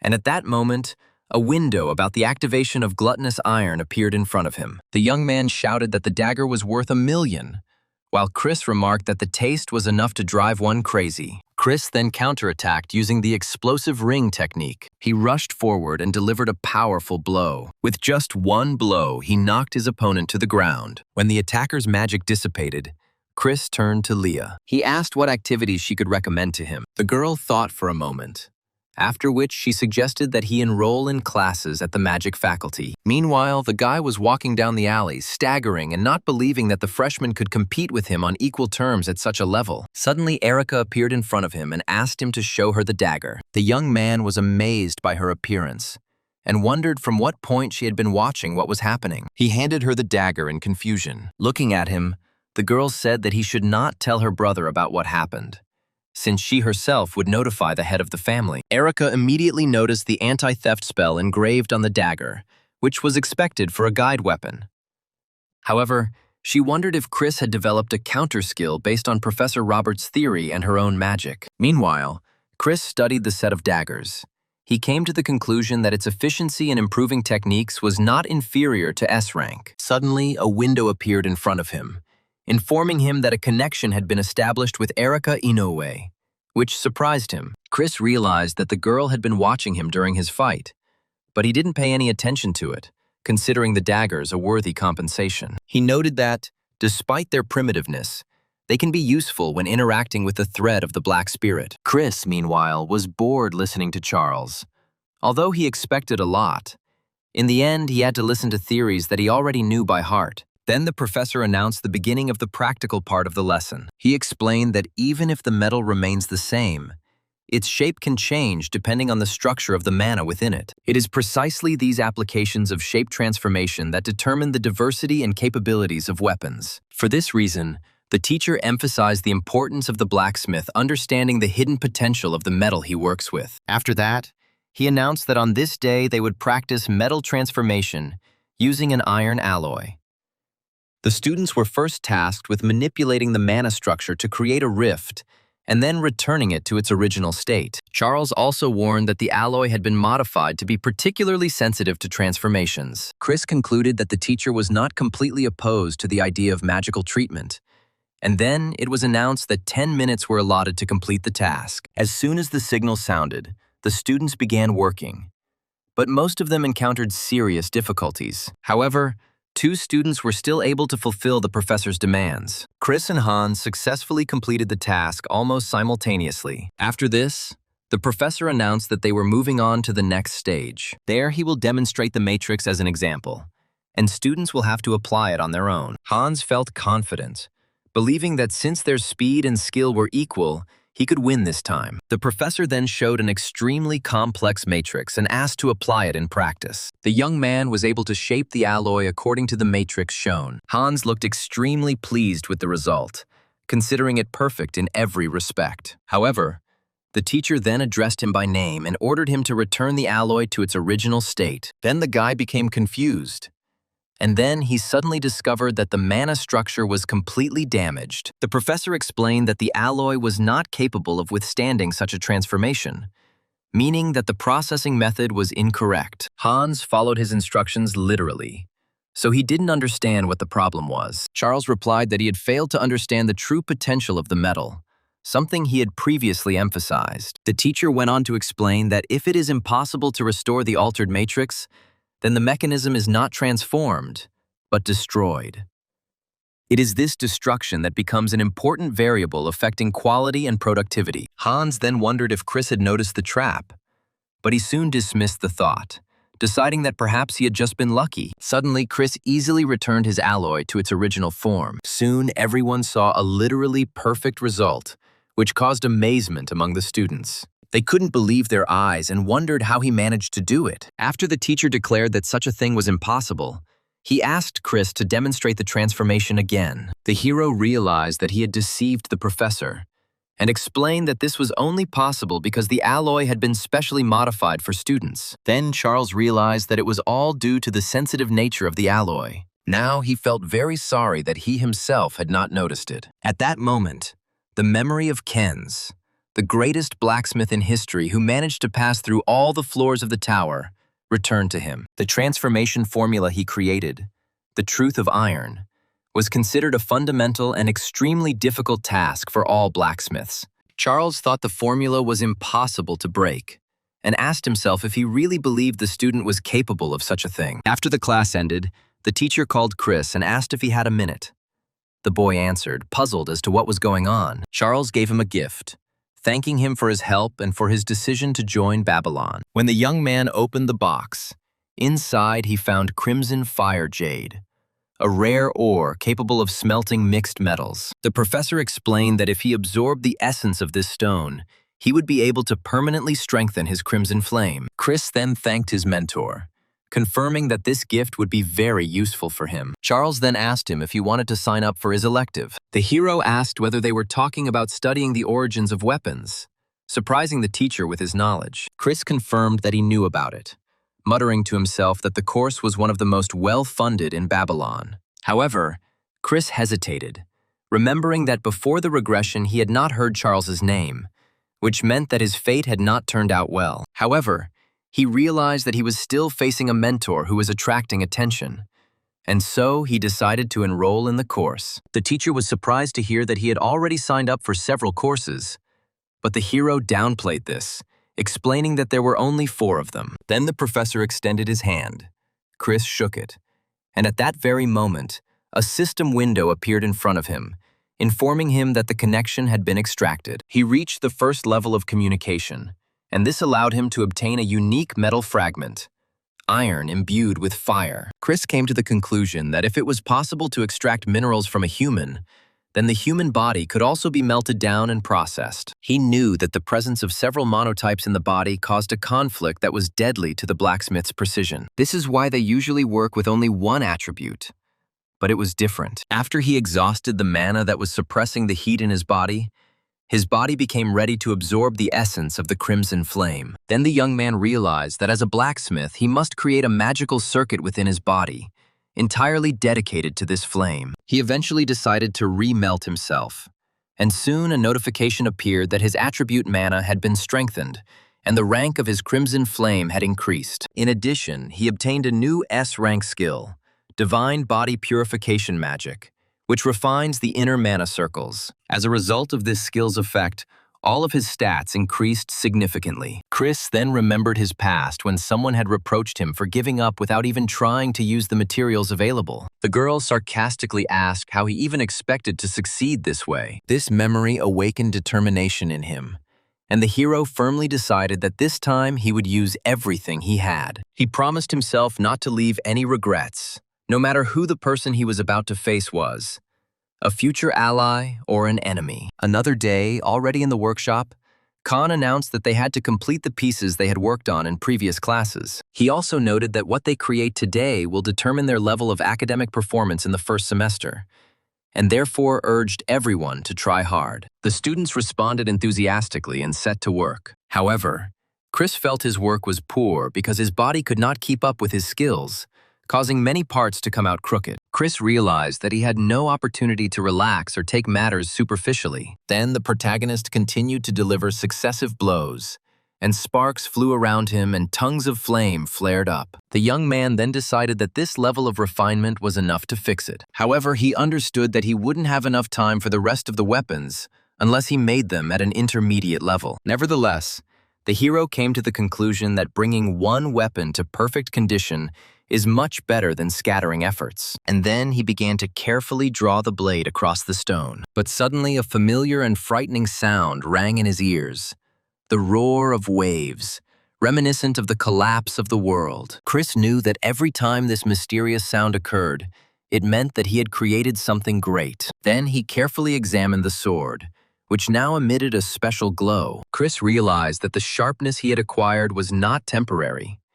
It was a cutting edge inscribed into the very essence of the blade. At that moment, a system window appeared in front of the main character, informing him of the completion of a weapon called White Light. Chris rated the result as quite decent, especially considering that the base was made from regular hardware. Then the young man smiled, feeling how his skills and experience, which he had possessed before the regression, were gradually returning to him. On the other hand, some students complained about the weight of their weapons and the difficulty of the task. The next morning, Saturday, Chris met Leah at one of the outdoor cafes on campus. The hero explained that he was curious to learn the basics of her work, but she said that her personal workspace was more private. Then they walked away from the city together, causing the young man to wonder in surprise if this place was too far away. They soon reached a wooden house with a sign indicating that it was a Karkoop's workshop. As soon as they entered, Leah called loudly to her grandmother, announcing her return. In response,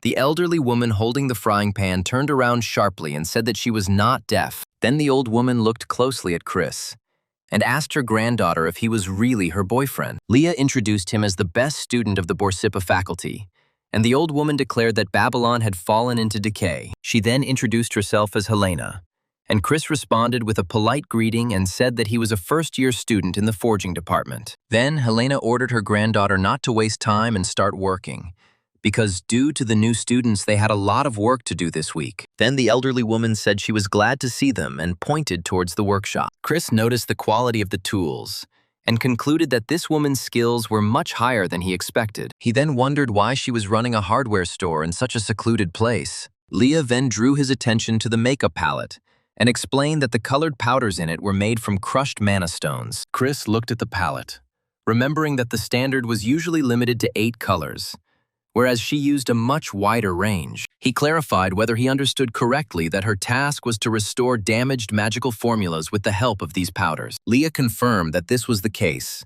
and explained that this type of work allowed her to earn money and practice magic at the same time. Then the girl took a brush and dipped it into the glowing gold powder. After Leah began to apply the magic formula to the back of the frying pan, a glowing magic circle formed there. Chris remembered at that moment that he had come here because in his past life, he had heard about the stagnation and decline of the magic faculty. Then he remembered the words of that guy who said that Leah failed all the exams and couldn't even hold on to first place. However, looking at Leah and seeing such a level of talent, the hero fully understood the real reason for this stagnation. Chris smiled softly, realizing that her ability to completely lose herself in what she was doing was a real talent in itself. Chris examined the enchanted frying pan and noticed how the magic harmonized with the mana circles, giving the tools special properties. He realized that his hands were yearning to engrave white light again after a long break. Helena, seeing his desires, offered him to use something and choose any item from the accumulated pile of tools. At that moment, the hero cast a displeased glance at her,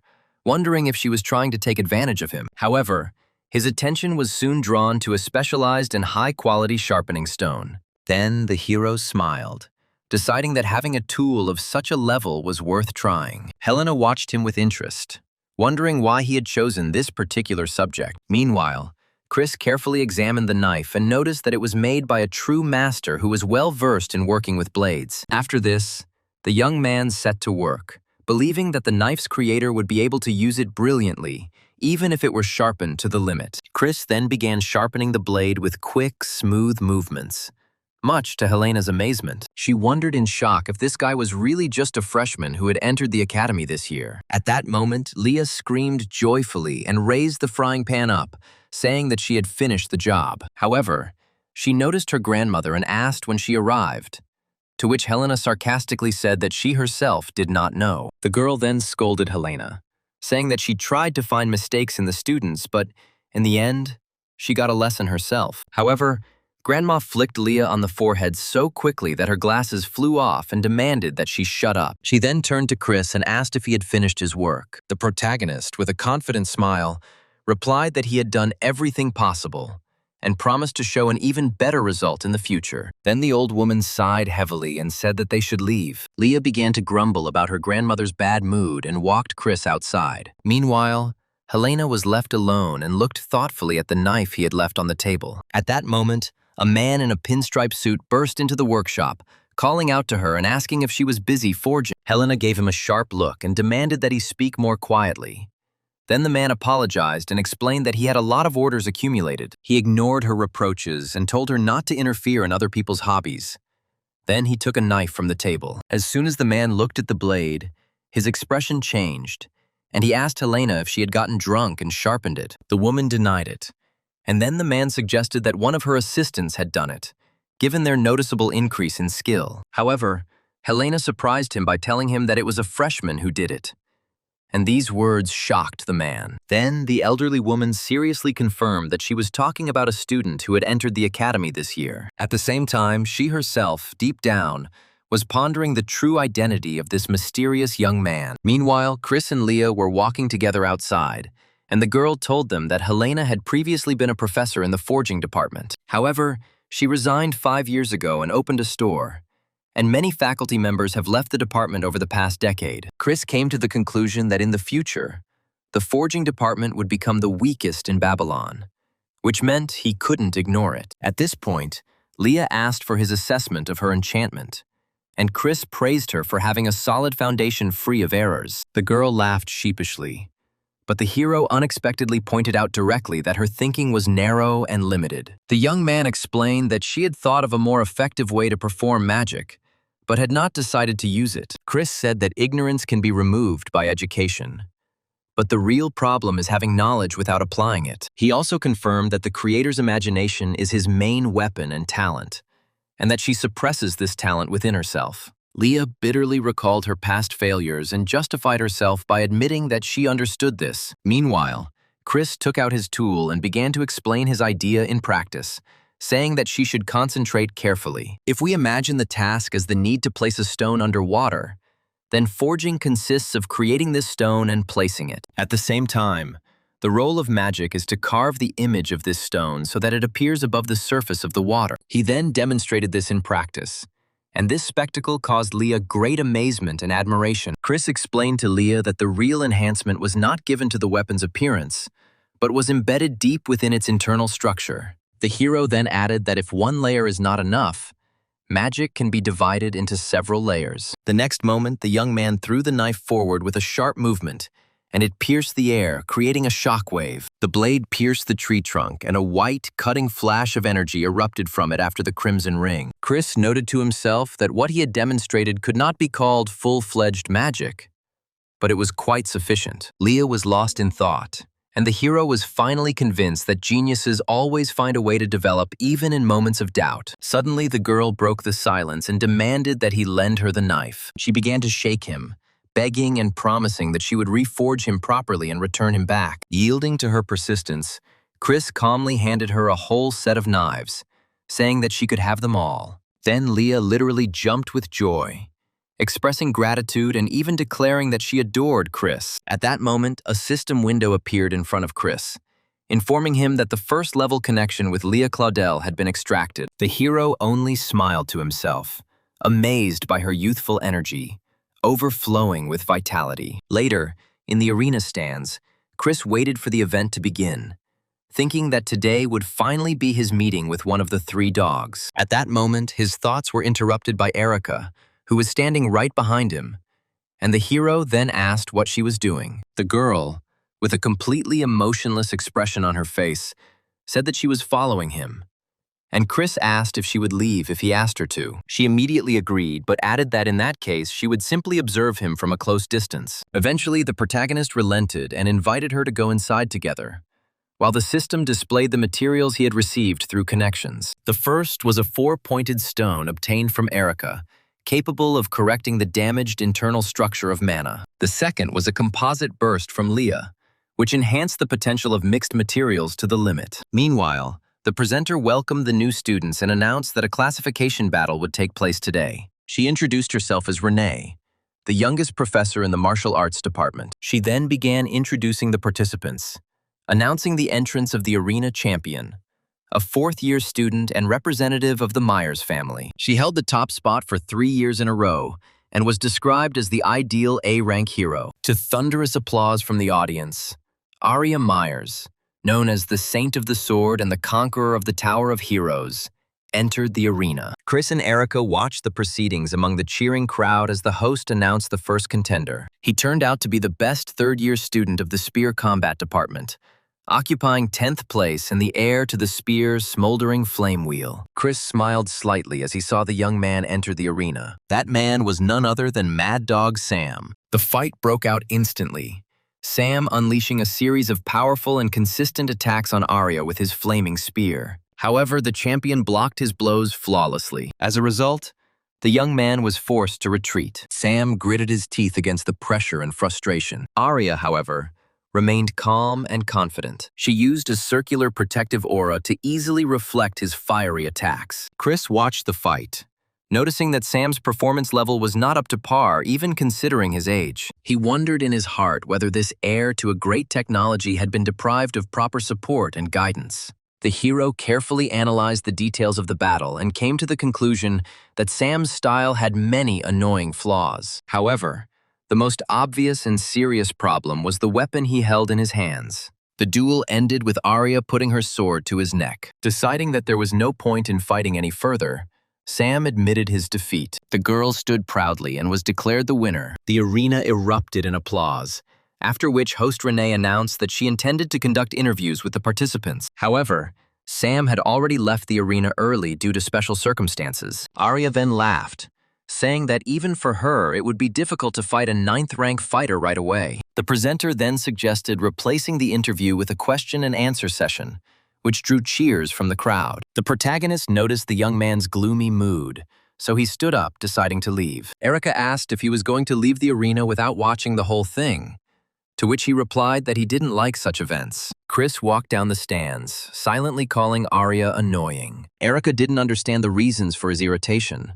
although she was relieved that he hadn't come because of her eldest. Meanwhile, she was attracted by the voice of the winner coming from the arena. Arya watched him with curiosity, finding him an interesting freshman. She noted with a mysterious smile that perhaps someone worthy of her attention had appeared. In the garden near the martial arts hall, Sam sat alone, sighing heavily. Chris walked up to him with quiet steps, looking at him carefully. The hero remembered that, despite his bad character, Sam would become the mainstay of the Death Squad and sacrifice himself to overthrow the god of the Sea of Death. Chris hoped that this time he could get the Destiny Stone peacefully before the young man lost his mind. So he spoke to him first, asking if he had been following the fight. Sam turned his head slightly and recognized him as the best student of the Borsippa faculty, and sharply asked why he was here. Chris was surprised by such a hostile reaction and tried to defuse the situation by saying that he would like to talk to him. However, the young man rudely refused and demanded that he leave. Then the protagonist insisted, explaining that this conversation would be useful for him as well, and asked to listen at least once. This persistence caused Sam to become angry, and he declared that he hated weaklings who couldn't do anything for themselves. In the end, he told Chris to forget about it and go away. The hero fell silent, comparing what was happening to the future, where Sam would become a mad dog, and noted that now he looked more polite. Then the main character realized that this situation could not be resolved with words. Sam looked at him sharply, realizing that Chris wasn't going to back down. In response, the hero said that he would say only one thing. With a confident tone, the young man declared that the legacy of the smoldering flame wheel spear would end with him. These words drove Sam to the limit of rage, and he immediately rushed into the attack. The next moment, he delivered a direct blow. In response, Chris activated the Fate imprint, causing his fist to glow with powerful energy. The hero delivered a powerful blow that dispersed the flaming spear's attack and sent Sam flying back. He was shocked that the blacksmith was able to block a blow saturated with his mana. He admitted to himself that Chris deserved the title of top student, and perhaps he really was worth talking to. At that moment, Sam noticed that a trace of his mana still remained in the air, and he gathered his strength, preparing to demonstrate the true power of the spear. He then attacked with all his might, unleashing a huge fire blast and saying that this was the end. Suddenly, an explosion occurred at the site of their skirmish. But it was not the main character that was thrown back, but Sam himself. Chris, with a simple and calm movement of his hand, managed to dispel this attack and completely extinguish it. Sam froze in shock. The sparks that should have been controlled only by his mana were now between Chris's hands. Sam was deeply shocked. His opponent not only stopped the attack, but was also able to capture the essence of his energy and control it. After that, he tried to attack the hero again, but missed. A confident smile appeared on Chris's face. At that moment, he realized that his opponent was close to completely losing control of himself. Then he remembered the future, where Sam's unstable nature led to the terrible massacre of the Fireflower sect. Realizing that he was facing a man with a dangerous nature, Chris ignored his anger. Meanwhile, Sam himself rushed to block the next attack. However, the hero felt that the skill's effect was coming to an end, and his body had reached its limit. It is no longer possible to establish a peaceful connection with this young man, and to achieve the goal it will be necessary to suppress him by force. But before he could deliver the decisive blow, someone stopped them. It turned out that Jake Myers suddenly intervened and stopped Sam's fist at the last moment, which greatly surprised Chris. Sam asked him if he knew the best student in the Borsippa faculty, and he said that he only knew him partially. After this, Sam ordered them to move away, and Jake immediately obeyed. He then grabbed Chris and enthusiastically pulled him along with him, leading him away. As they walked away, Chris tried to say something, but the young man interrupted him, telling him to be quiet and quicken his pace. Meanwhile, Sam was left alone, gradually coming to his senses, overcome with regret for having lost his composure. He revealed his power in such a way that he almost threatened the reputation of his master and the martial art. Jake began to scold Chris for his recklessness, which almost cost him his life, and asked why he had provoked the older student. However, the hero only responded with a joke, but admitted to himself that the situation was indeed dangerous. The hero thought, comparing Sam's current relatively calm character with the crazy dog he would become in the future. Chris then turned his attention to Jake and asked if his hand was okay. Jake laughed heartily and said that his arms were the strongest part of his body, and there was no need to worry about them. After that, he became serious and asked an important question, inquiring about what Chris said about his older sister, Aria Myers, in the arena. The protagonist responded indifferently that he hadn't said anything special, only remarked that she was a little arrogant. These words made Jake's eyes widen in shock, and he realized that this was why his sister was asking so many questions about Chris. The young man then came to the conclusion that his sister had shown a genuine interest in Chris. To Chris's surprise, it turned out that Arya had actually heard their conversation despite the noise of the crowd.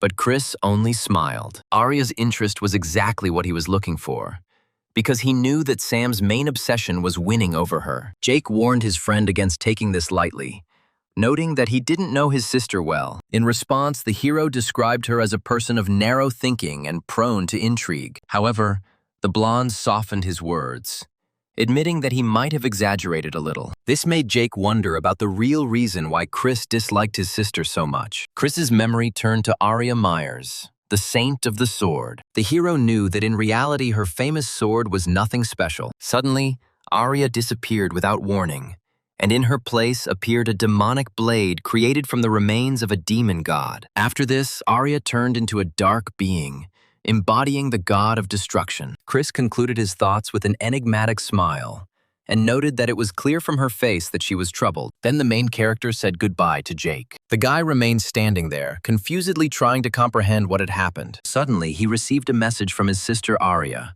asking him to continue to tell her news about this interesting young man. He had barely read the message when another beep sounded, making him tremble with fear. It was his sister again, pretending to be friendly and asking him to do her a favor. Then Jake sighed heavily and continued walking, resigned to his fate. The next morning, Chris sat in the lecture hall and wondered if he had overdone it in his fight with Sam the previous day. At that moment, the office door opened and a miniature man walked inside. Teacher Rizdova announced that he would be teaching them classes for the next 2 weeks, and that the topic of the lesson would be attribute forging. The students began to whisper, as this professor was known for his eccentricity and unpredictable behavior. Reese explained that he would show them the budget allocation for the first semester, and then began calling the students one by one. He finally named Chris, while the others expected his budget to be at least 3 times their own. However, the teacher suddenly announced that his budget had not yet been determined, which left Chris puzzled. Reese explained that the level of craftsmanship in his work was extremely high,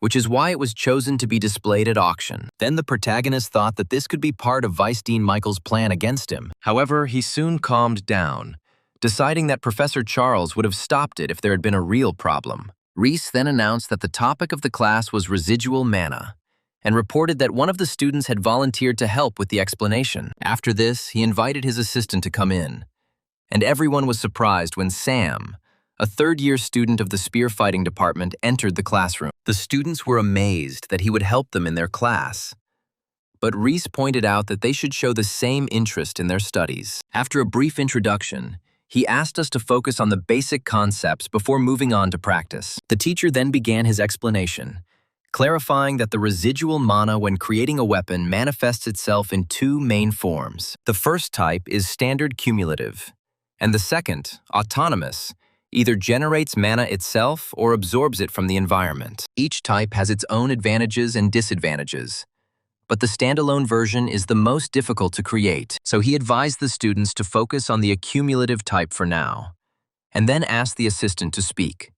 Sam then summoned dense red mana, and Reese explained that fire mana was highly unstable and difficult to use. However, when this feature is suppressed, it acquires a remarkable stability. This is exactly what Sam demonstrated by forming glowing rings of fire, a technique known as the smoldering flame wheel. The students were impressed by his control over the fire mana, and even Hans admitted that he could barely control it using an entire furnace. Then Reese urged them to take advantage of the presence of a strong assistant and gave them a new assignment that had to be submitted by the following Thursday. He said that the theme of the task would be the accumulation of residual fire element mana, but the students could create any items. He then ordered everyone to go to the processing room and change for work. Hans saw this as an opportunity to bond with the senior and enthusiastically approached him, greeting him. However, Sam interrupted him with an icy glare and told him to stay away. Then the boy and his friends retreated, feeling humiliated. Meanwhile,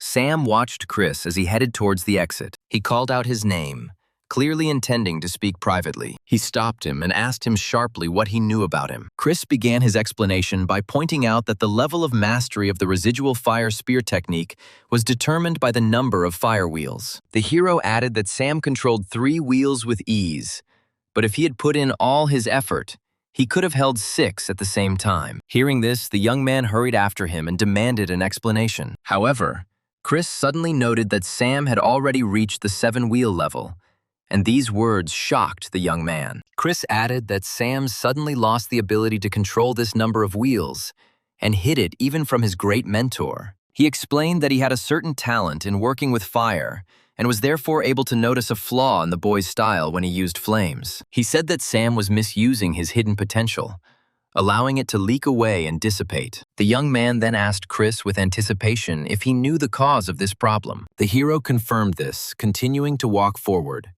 but added that he saw no reason to explain this to him. These words left Sam confused. Eventually, the young man resigned himself to the situation and asked what he wanted. Chris then began to lay out his terms, stating that any advice or assistance would be provided at a fair price. He also added that Sam would have to consult with him on any issues that he found difficult. Sam demanded that he explain the matter first before they reached the forge. However, without waiting for an answer, he agreed to the conditions, and yet Sam asked to provide evidence of the truth of what was said. Later that day, in the workshop, the students whispered to each other as they watched Chris. They were surprised by his method of work, which seemed chaotic.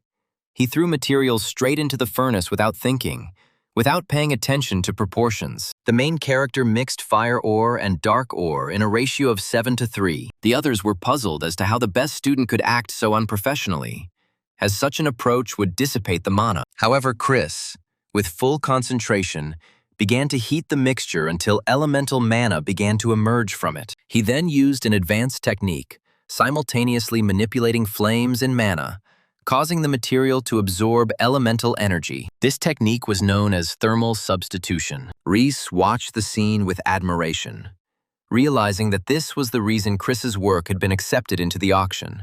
The hero himself smiled confidently, realizing that to others this looked like a normal method, but Sam probably saw a different picture. The proof he demanded was unfolding before him, and so he could only watch intently. Chris actually swapped the properties of the two energies.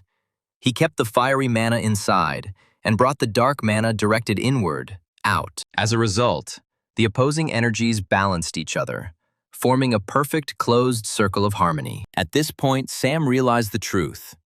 He was advised to get rid of his second attribute due to its incompatibility with the spear. But in fact, this dark mana was the key to success. The young man felt regret for his ignorance and admitted that it was from that moment that his level began to decline. Chris interrupted his thoughts and presented the result of his work. He was able to create a wheel of black flame, but his strength was not enough for 6 wheels. Sam explained that the Fireflower Gate regularly sends mentors to check on the progress of their heirs who have entered the world. There is a strict rule that if an heir's level drops below the 6th wheel, he is immediately stripped of his status. Then Chris suggested that he try the old method at least once. However, the young man categorically refused, admitting that he was no longer able to control his dark mana. Chris asked when the inspecting mentor would arrive, and Sam, with a heavy sigh, replied that it would happen the next day. Then Chris thought about the young man's situation. If he lost his status as heir, he would be immediately expelled from the academy. This prompted him to look for a solution that could be implemented in just one day. The hero then turned to him and asked him directly if he was ready to do anything to maintain his position.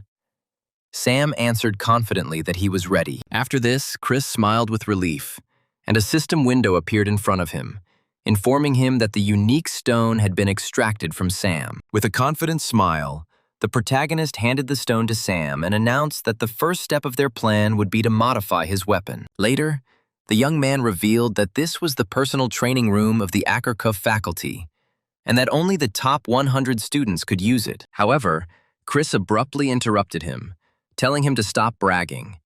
Then, the hero announced that he was going to change the situation a little. Using the control panel, I quickly transformed the room, which took on the appearance of a traditional hall of fire gates. Afterwards, he mockingly asked if it made him feel nostalgic. Sam replied that the master had given him this design. Chris then suggested starting by creating training tools while holding a glowing ball of red energy in the hand. Soon, thanks to his ability to extract affinity, a system window appeared in front of him, confirming the properties of the obtained stone. The hero then handed Sam 2 short spears, which surprised him as he hadn't even gotten used to one yet. However, Chris explained that the paired construct is much better suited for working with two different attributes at once. After this, the protagonist gave clear instructions. The left hand should form a ring, and the right hand should release dark mana. When Sam asked if they should just release her, Chris confirmed it. However, as soon as the young man tried to follow the instructions, the energy got out of control and exploded. Sam, in shock, tried to understand what had happened. Chris explained that he had unknowingly allowed dark mana to enter his left hand. Overlaying multiple types of mana is fine in itself. The problem is the chaos that causes the energies to interfere with each other. He added that the reason was that Sam had been trying to suppress the dark mana all this time, instead of combining it with the fire mana. But he assured Sam that once he got used to using both powers at the same time, achieving the 6 rings would be an easy task for him. After this, the hero gave him special equipment to continue training, and Sam was impressed with the equipment he received. After 3 hours of intense training, he was already fighting using 2 spears while in a whirlwind of fire and dark energy. Chris watched him with approval, noting the speed of his adaptation. The hero considered this to be entirely logical, since this style of training was developed by him in the future. He then decided to test the limits of the young man's talent in the past, and began to carefully analyze every detail of his movements. He examined his breathing, the work of his muscles, the shift in his center of gravity, as well as the waves of mana in his body and escaping through his palms. When Sam asked why he was staring so intently, Chris calmly replied that he was collecting data. The protagonist then explained that he needed this data to create the weapon he would use. However, he warned the young man not to get his expectations too high, as it was only a side project for an academic assignment. In response, Sam noted with irony that he didn't expect much from equipment created by a first-year student. After that, Chris changed the subject and asked why he was so obsessed with maintaining his status as heir. After a short pause, the young man revealed the real reason. His mentor wanted him to become the next head of the sect. Sam explained that as a student, he was only carrying out his will. This mentor was an S-rank hero and the first leader of the Flame Gate, who once adopted an orphaned youth. Despite rumors that he had lost influence after the injury, Chris understood that this man had absolute power over Sam. At that moment, while Chris was thinking that they should improve their relationship, the system window showed that their connection level had reached the 3rd level. And then Sam interrupted his thoughts, asking him directly why he was helping him. Chris then replied that the reason was the 6 great demonic worlds. These are places swallowed by a chaotic swamp and teeming with monsters. He revealed his plan to infiltrate each of these worlds, and to do this, he would need people, as well as materials to create weapons. If Sam becomes the next head of the Gates of Flame, he will have the skills and resources needed to support them. But he noted that he shouldn't think that he was going to help him out of the kindness of his heart. Sam acknowledged the truth of these words because any help comes at a price, and then he made a counteroffer. He asked Chris to help him become the head of the gate, promising to follow him in return. And then Chris remembered a scene from his past life. In his past life, Sam only asked him to create a weapon, while he himself took on the destruction of the demon god. Remembering this, the hero smiled. He then took out the red-black affinity stone and asked him if he was sure of his decision and if he would regret it. Chris, with an almost demonic smile, declared that he would make him the head of the sect, even if he himself did not want it. The next day, in the dueling hall, a man in traditional uniform met Sam, addressing him as young master. It was Xander, the mentor of the 7 rings of the Flame Gate. Sam inquired about the identity of the people accompanying him, and Xander explained that they were disciples personally chosen by the head of the sect. Then, with a sly smile, he added that Sam was the most talented after the future head of the sect. However, he abruptly interrupted him, reminding him that the next chapter had not yet been determined,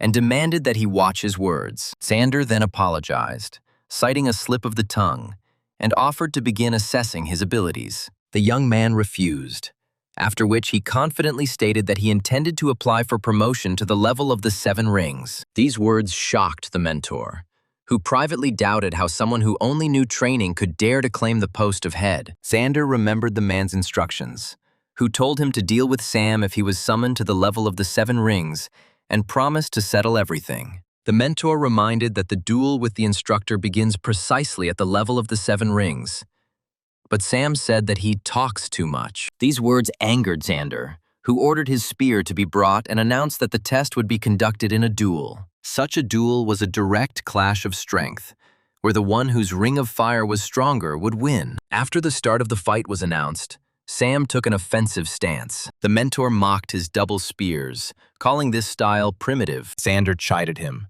wondering if he had forgotten the sect leader's words about suppressing the Dark Star's demonic power. He declared that such crude fires were no match for the true flame. In response, Sam confidently said that the result would be obvious in battle, and Xander threatened that he would regret it. Immediately after this, the battle began rapidly. The opponents exchanged powerful and consistent blows. Sam demonstrated the full power of his flame to the arrogant man. The mentor was shocked by the power of Sam's attacks. He felt that his fire dragon was not just being suppressed, but literally being torn apart. And then Xander suddenly heard his weapon start to crackle strangely. As a result, the young man managed to destroy his opponent's spear. Xander fell to his knees, defeated and shocked. Sam stood confidently with the new weapon in his hands, asking if he still considered his style rough. While Chris was pondering the future, Sam explained that after the promotion ceremony, he would be officially recognized as a gate instructor. Sam explained that there were two main conditions to become the head of a cult. The first is reaching the level of 8 rings,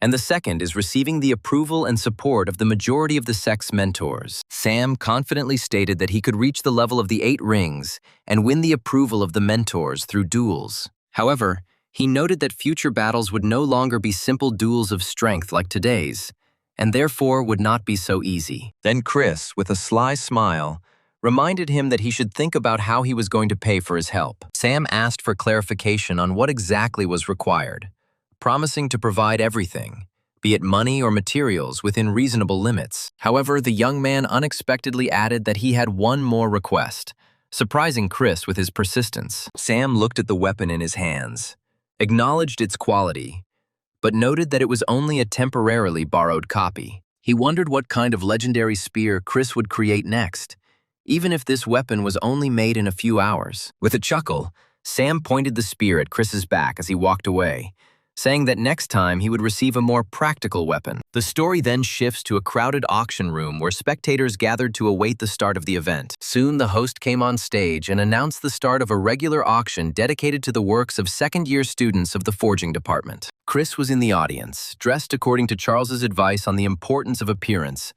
and Eric sat next to him in traditional dress. The hero realized that being the center of attention made it more difficult for his opponents to openly plot against him. Chris glanced at Vice Dean Michael and wondered what plan he was developing to take control of the forging department. The presenter demonstrated a material that was both soft as silk and strong as metal, resistant to cutting impacts. To prove this, the assistant struck the cloth with a powerful blow with his sword, but it remained undamaged. The blade was unable to cut through it and even received damage.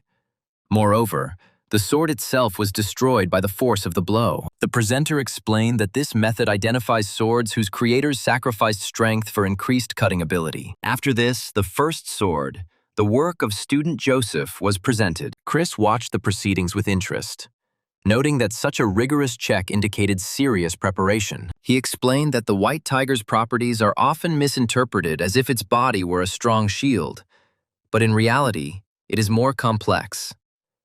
Each part of its body has its own characteristics, and its fur in particular is capable of imitating the sharpness of metal weapons. Chris understood that this was a carefully planned and open trap aimed against him and Professor Charles. Meanwhile, the sound of the auction hammer rang out in the hall, announcing the sale of sword number 25 for 4 million won. Finally, the host announced that it was the last lot's turn, and suggested that the quality check of the white light sword begin. The assistant raised his sword and struck the fabric with all his might, and at the moment of contact, a powerful white aura erupted from the blade. The spectators, including teachers and administrators, watched the event in complete amazement. What happened left everyone perplexed and shocked by what they saw and unable to understand how this weapon could have withstood the test. The sword remained completely intact, shining with a pure white light, and completely ignoring the destructive properties of the fabric. When the hero realized that they had failed to set him up, he immediately rose from his seat. Addressing the presenter and the audience, He asked for the opportunity to briefly explain what had happened. Normally, a sword focused on sharpness would easily break on a sojimpo, but the white light sword gathers the mana scattered in the air and condenses it onto the blade like a fine edge. It was absolutely normal that the audience did not feel it. They would have felt almost no mana. Its density is not high enough to be called sword chi, but since it is too sharp for a light source, it is considered an aura of sharpness. And then Erica realized that that phenomenon was also because of this aura. Chris confirmed her words, saying that when identical auras collide, they cause resonance, not mutual destruction. And using this, he could do something interesting. The hero cut through the high-class four-pointed stone with his sword in an instant. Now he felt that the chaotically fluctuating mana was gradually becoming orderly. All that needed to be added was a clearly defined path. When everything was ready, the sword glowed with bright energy, and its rank was upgraded to epic before the eyes of the audience. Once the transformation was complete, Chris realized that his guess was correct. The blade could not be sharpened with a whetstone, but now he had obtained a simple skill that strengthened the aura of sharpness, and the dream rank had risen from rare to epic. Chris asked the host to reflect this in the starting price, and the shocked man changed the price from 1 million won to 5 million won. The hero knew that the equipment created by the best student of the faculty was now attracting everyone's attention. In addition, it is an upgraded item, whose rank has been raised from rare to epic. The audience understood that this was new material for research, so in the blink of an eye, they raised the price to 100 million. Jake Myers also decided to participate in the auction and offered a whopping 200 million, but Erica quickly outbid him, offering 210 million. The presenter only fueled their excitement, and soon the price for the sword rose to 310 million. Chris was horrified when he realized that this was the same high society that just throws money around. And then suddenly a woman entered the room,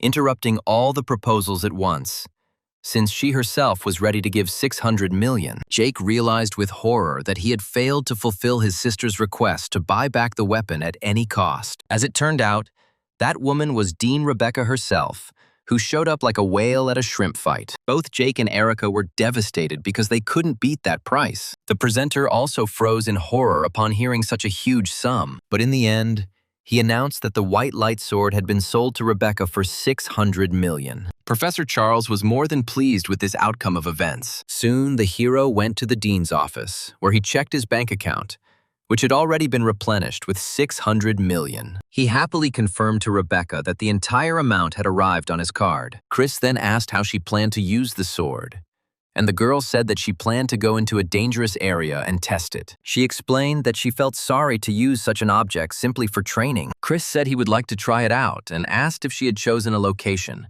suggesting that she look at the Inval Mountain. Rebecca said that this place was chosen for the first internship for freshmen, but Chris still insisted. The dean still thought that this would be wrong.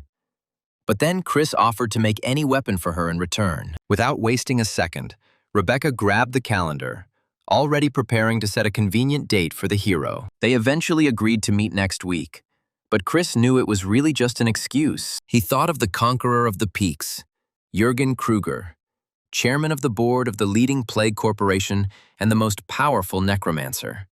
One of the artifacts he lost after the attack of the Pandemonium demons is hidden on Mount Invol. Meanwhile, Jake returned with disappointing news to his sister. She realized that her brother had never been able to get that sword in the end. Jake asked her for forgiveness, but Arya said that it didn't matter anymore.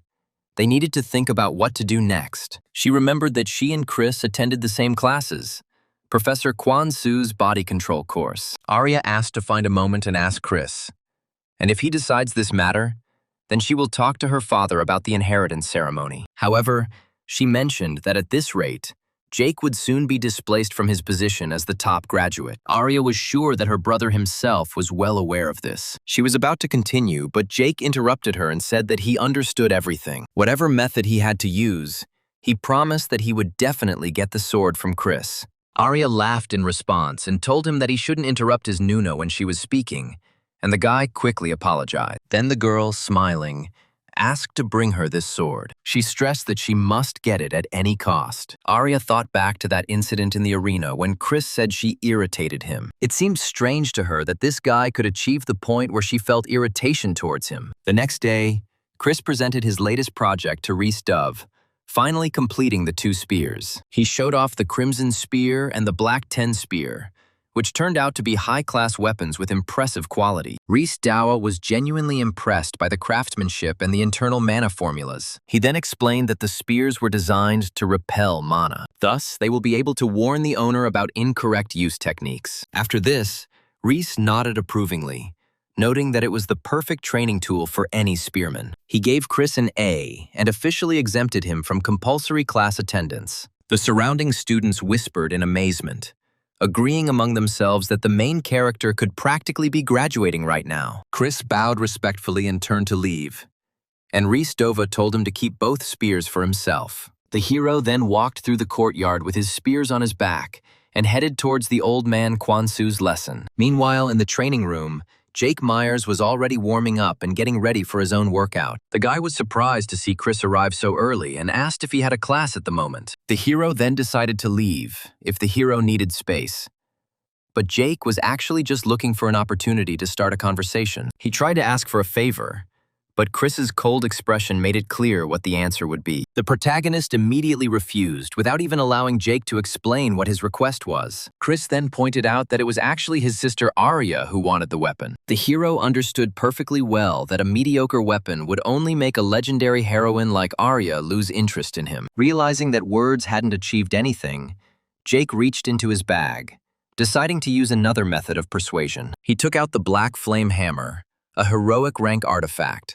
The hammer was forged from purified dragonite and sparkled with the mana of fire and darkness. Chris examined the artifact carefully, admitting that the thing was indeed not bad, although it could still be improved. Jake offered to spar, betting the hero's hammer on the condition that the hero would help his sister. Chris's gaze paused as he silently assessed the risks and potential rewards of the upcoming fight. Then he agreed, but put forward his own condition. If he wins, Jake will not mention Arya again for a month. Soon the duel began, and Chris took a fighting stance, holding his 2 spears in his hands. As Jake prepared to attack, he clenched his fist tightly. The guy was going to fight with all his strength from the very beginning. The hero was impressed by the level of mana compression and immediately recognized the power that the enemy had used during their previous encounter. Chris then touched the 4-pointed stone on his wrist, a tool that allowed him to harness the power of other people. A system notification confirmed that Erica's bond fingerprint had been disabled and replaced with Rebecca's voracious iron. After this, his mana began to fluctuate, independently restructuring itself into an optimal state for the upcoming strike. The weight of the weapon felt perfect as Chris prepared to show Jake Myers the true meaning of a real fight. Jake was caught off guard by Chris's stance and nodded, noting how naturally he handled the short spear. However, he warned Chris that conventional weapons alone would not be enough to surpass his more advanced technique. The next moment, Jake rushed forward, intending to prove that the title of best student was not given to him for the sake of beautiful words. The 2 opponents collided, red and blue mana exploding around them as they exchanged blows. Jake shouted that he wouldn't let himself be suppressed so easily this time. However, Chris remained absolutely calm, and suddenly, between them, in the darkness, a small but extremely bright flame flared up. Jake involuntarily flinched as a huge wave of fire attribute mana erupted from the hero's spear. Then Chris quietly said the name of the move: Smoldering Flame Wheel Spear. The protagonist recalled the stories he heard from Sam. At first, he only sought to increase the level of his connection with them for the sake of profit. However, when they revealed themselves to him, the legends shared forbidden techniques that had never been passed on to anyone before. Back then, Chris was insulted and constantly criticized for his pathetic attempts at imitation. And although those words still caused pain, the hero understood that now he was capable of at least a crude imitation of their power. Chris then directed the flame into his spear, and with a wide swing he cut through the air, and a long arc of fire stretched behind the blade. Jake was forced to retreat because he realized that he had lost control of the battle and was on the defensive the entire time. It felt like Chris was literally dragging him along, completely imposing his own pace on the fight. He came to the conclusion that if he could simply delay the time until the skill's effect ended, he could still turn the tide of the fight. After that, Jake jumped back, keeping his distance and buying himself some time. Chris admitted that the blonde student had excellent instincts, as one would expect from the Academy's top student. Deciding to end the fight as quickly as possible, the hero activated the mana in the ink spider bracelet he received from Sam. Jake watched in horror, thinking that Chris had committed suicide by mixing such unstable energies. Desperate to survive the oncoming blow, Jake clapped his hands together, his blue mana flaring in a last-ditch attempt to defend himself. He knew he couldn't take that blow head-on. Then the guy used the Myers-style shapeless sword, a blue thread of light. The protagonist calmly watched as blue threads wrapped around his weapon. However, he only indifferently noted that the reception was not bad. At that moment, the silhouette of a blood-red moon appeared behind Chris, and the hero decided not to hold back any longer, realizing that he could not lose the bet. He then used his strongest move, the first form of the spear, Smoldering Flame Wheel, Crescent Moon Eclipse. The sound of the collision was deafening, and red and blue sparks flew apart like shards of glass. The force of the technique created a shockwave that rolled through the entire building, and as the dust began to settle, shards of mana still shimmered in the air. Chris continued to stand calmly, illuminated by the fading glow of his technique. He looked completely unperturbed. Jake looked at Chris with disbelief, and that's when the boy realized that the gap between them was much greater than he had imagined. A system window appeared in front of Chris, confirming that a first-level connection had been established with Jake Myers. Finally, the fair-haired fighter dropped his hands and admitted defeat. However, Chris only asked if the fight should have been considered a draw, since both had gotten each other at the same time. Jake rubbed the back of his head wearily and admitted that, given Chris's near-lethal technique, he was technically the loser. The boy then said with irritation that he couldn't use a normal sword like everyone else. The protagonist asked why a man with such power didn't just use a sword. Jake gave a tight smile and explained that he could break even heroic-rank swords with just one touch. They couldn't withstand his mana. Then, Chris asked Jake to stretch out his right hand so he could examine it carefully. The guy was surprised, but complied with the request. The hero then warned him to relax his hand and calm his mana completely. Otherwise, he could get injured. Chris's eyes flashed golden as he raised the hammer, and Jake felt nervous, unsure of what was about to happen. The next moment, a shockwave hit his palm, causing him to cry out in pain, the impact echoing throughout the hall. Meanwhile, the protagonist carefully observed the energy fluctuations. Then he realized that Jake's mana wasn't just enhancing the weapon, it was changing the internal structure of the material itself. Jake jerked his hand away and demanded to know what it was, irritably. However, Chris ignored his displeasure and only asked if he wanted a sword that would never break. Meanwhile, the system extracted a unique material from Jake Myers' compression stone, an excellent grade ore. The protagonist grinned with satisfaction and promised Jake to create a blade that he would not be able to break, no matter how hard he tried. Suddenly, a beep sounded, attracting Chris's attention. He looked towards the entrance, feeling a heavy aura. A massive figure appeared in the doorway, and the system immediately marked it as a new target for communication.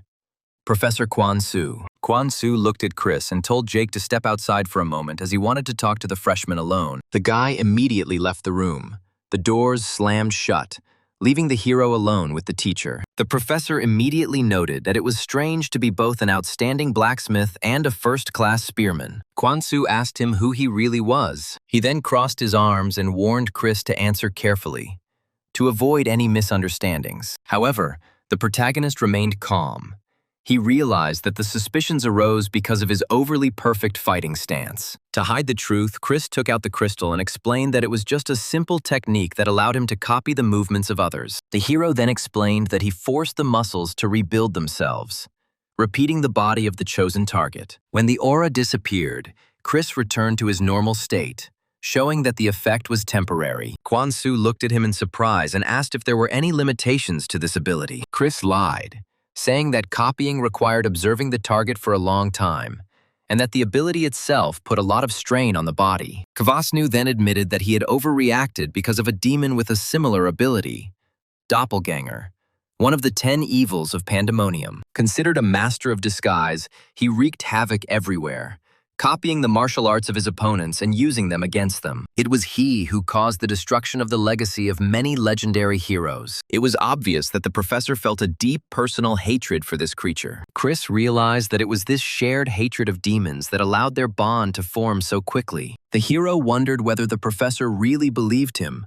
or simply decided that such a person was too valuable to let go. Chris maintained a polite demeanor, nodded, and noted that caution when dealing with demons was entirely justified. Suddenly, the professor laughed loudly, and the tension in the room instantly disappeared. He found the whole situation quite funny. Kwon-soo ridiculed modern heroes as being too soft and completely unaware of the true threat of demons. The professor then wiped his nose and admitted that after what he had seen, he would have to completely change his teaching methods. As Chris left, the teacher looked after him thoughtfully. He decided that the boy could easily become the best graduate of the entire academy. The man continued to stare at the door, wondering why a young man with such potential had lied about his origins. Meanwhile, Chris was walking along the corridors of the academy, already thinking about his next step, when suddenly his phone vibrated, interrupting his thoughts. Sam called him. He was in a hurry to get his debt back, but Chris advised him not to rush, because only one day had passed. Then the conversation moved on to another topic. The hero asked to find a Babylonian magician named Luis Valente. Sam admitted that he had never heard the name. When he expressed surprise at Chris's connections, the protagonist merely smugly hinted that his capabilities should not have been underestimated. He understood that most people now considered him a poor and helpless member of the Fireflower Gate. Then Sam asked to just trust him and wait for the result. And then the hero thought about what Louise had become in the present. Luisa Valente was an extremely dangerous person.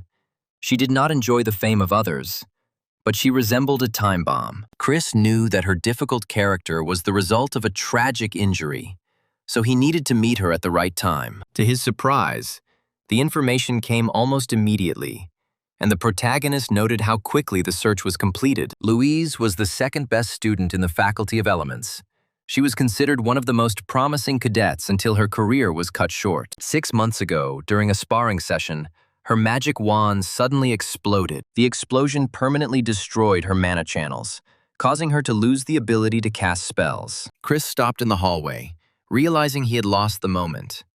Louise was now in rehabilitation with no hope of recovery. Sam said he would send a full report with all the details later. Just then, Jake suddenly appeared from around the corner, surprised that Chris was still there. The fair-haired boy quickly approached, clearly still thinking about the promised sword. Meanwhile, the protagonist looked at the names of the people associated with Louise's accident: Götz Kruger and Pierre Barmut. Jake explained that both families were related and were influential members of the closed noblesse network. Then Chris offered a deal. If the guy found out everything about these families, the new sword would be ready in a week. Wanting to get a weapon, Jake agreed to fulfill any request. Then the protagonist decided to test his loyalty. Jake's face instantly changed from joyful to stunned. The request was simple.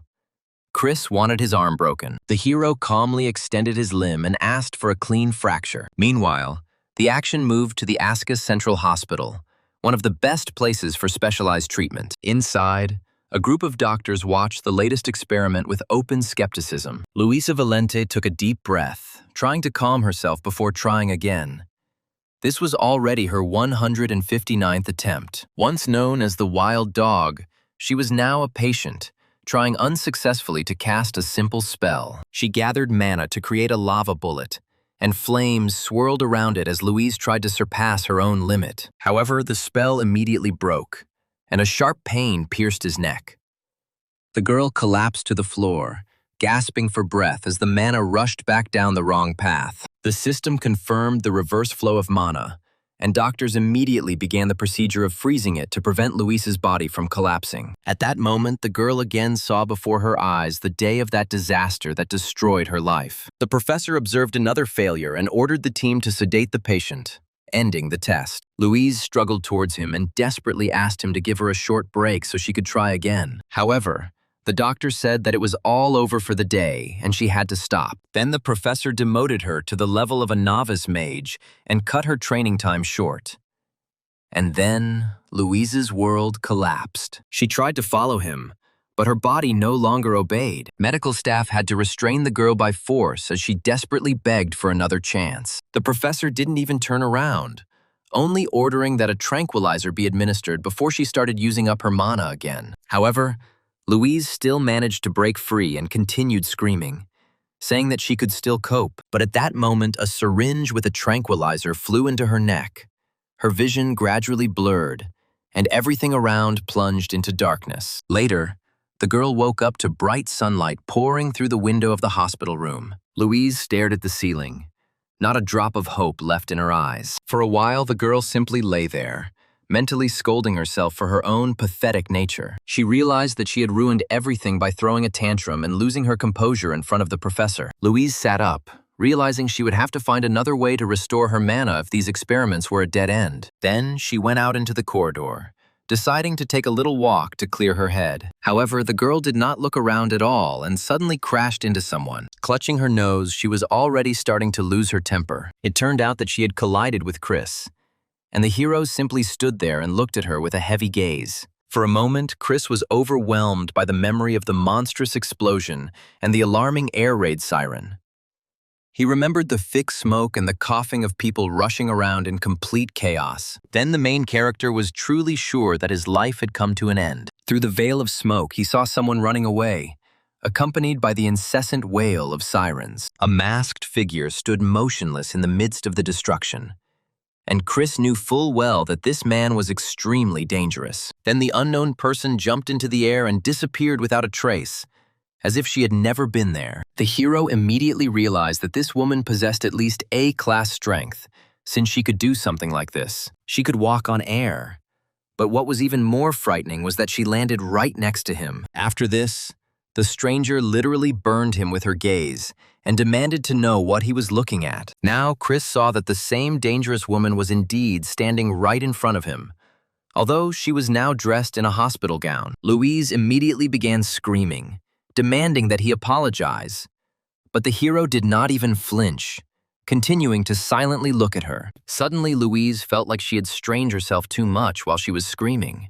The girl's body weakened and she fell to her knees, coughing violently. Chris looked down at her and calmly remarked that if she was sick, she should be resting instead of wandering the hallways. Meanwhile, the girl was internally panicking, worried that if she was caught outside the ward, she would be banned from leaving the room forever. She looked at Chris with undisguised contempt, believing that such a guy was usually unworthy even of her attention. However, the hero did not react to this look in any way and led her into the ward.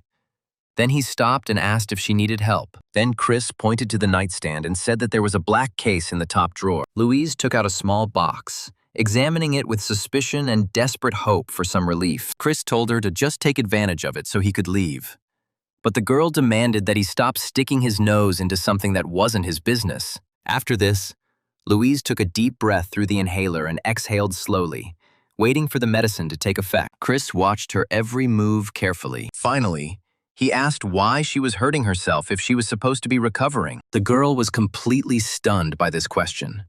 She brushed off his words, saying that he was talking complete nonsense. However, Chris stated outright that the inhaler she had just used was actually destroying her throat. Louise froze and slowly looked down at the device in her hand, the shock growing on her face. Then the girl looked at Chris again with wide eyes, trying to figure out whether he was serious or crazy. The hero pointed to the inhaler and emphasized that it was poison disguised as medicine. At that moment, a loud announcement rang out throughout the hospital, demanding that Chris report to the nurse's station immediately. The protagonist realized that his time was up for today and headed for the exit. Before leaving, he warned her that if she continued to use the device, she would become a magical invalid forever. Louise screamed at him to get out, calling him a pathetic blacksmith who had no right to talk to her like that. Chris just shrugged indifferently and calmly walked out, the door quietly closing behind him. Left alone in the dark room, Louise curled up on the bed and continued to seethe with anger, remembering this strange encounter. Meanwhile, a system message appeared outside in front of Chris, informing him that he had established contact with Louise Valente. The doctor soon confirmed that the fracture was clean and would heal completely in about a week without damaging his magical channels. Then the hero asked when he would be discharged, but the doctor suggested staying for another week for complete safety. Chris immediately realized that he could extend his hospital stay for at least 2 weeks. This time was more than enough to get closer to Louise and begin to work on her magical channels. However, first he had to get rid of the mana-destroying inhaler she constantly used. Then Chris asked the doctor if he knew Louise Valente. The doctor admitted that he had indeed treated her, and the hero decided to tell everything he saw. He reported that he noticed how the girl had an attack right in the hallway while trying to use magic. The doctor looked genuinely concerned, while Chris played the role of the kind and concerned roommate flawlessly. The doctor thanked him for the information and allowed him to go, and the hero left the office with a smile, noting that everything went perfectly. The next morning, bright sunlight filled Chris's hospital room. The main character was awakened by a phone vibration. It turned out to be a call from Jake. Chris immediately responded and asked him to tell him everything he had managed to find out at his request the day before. Jake reported that he had discovered extremely suspicious details related to the incident that destroyed Luis's career. He then explained that the Ivory Tower was a sponsorship fund that had enormous influence over the students at the academy. Each year, the organization selected scholarship recipients, and at the time, one of the leading contenders was Guts Kruger. The only person standing in his way was the former genius sorceress Louise Valente. Jake revealed that the Barmouth family had deliberately provided Louise with a defective weapon, which exploded during the duel. It was clearly a joint scheme between Getz and the Barmouth family against Louise. And Chris realized that even the inhaler was part of the conspiracy. Outside the hospital, Jake continued his report over the phone and mentioned that there was another detail that was bothering him about the investigation. He said that Professor Charles from the Elemental Sciences Department personally took up helping Louise and became her protector after her injuries. Chris thought the story looked touching on the surface, but there was something wrong with it. Finally, Jake explained that Erica and Rebecca had been staring at him, so he asked her to tell them he was okay. The protagonist then looked at his phone and saw messages from Sam, demanding to know what was happening. As he calmly walked down the hospital corridor to room number 202, the guy decided to sort out all these issues later. Approaching the door, the hero knocked, and Louise asked from the ward who had come. Chris responded calmly, introducing himself as the man who had helped her the day before. The door immediately swung open, and the girl immediately rushed at him, grabbing him by the hospital gown. She had been waiting for him for a long time. Louise then pushed Chris hard against the wall, holding him in place. But the protagonist only looked at her calmly. After this, the girl loudly began to shower him with insults. Her scream echoed throughout the building and even scared the birds outside the window. Chris only asked why she suddenly started scolding him.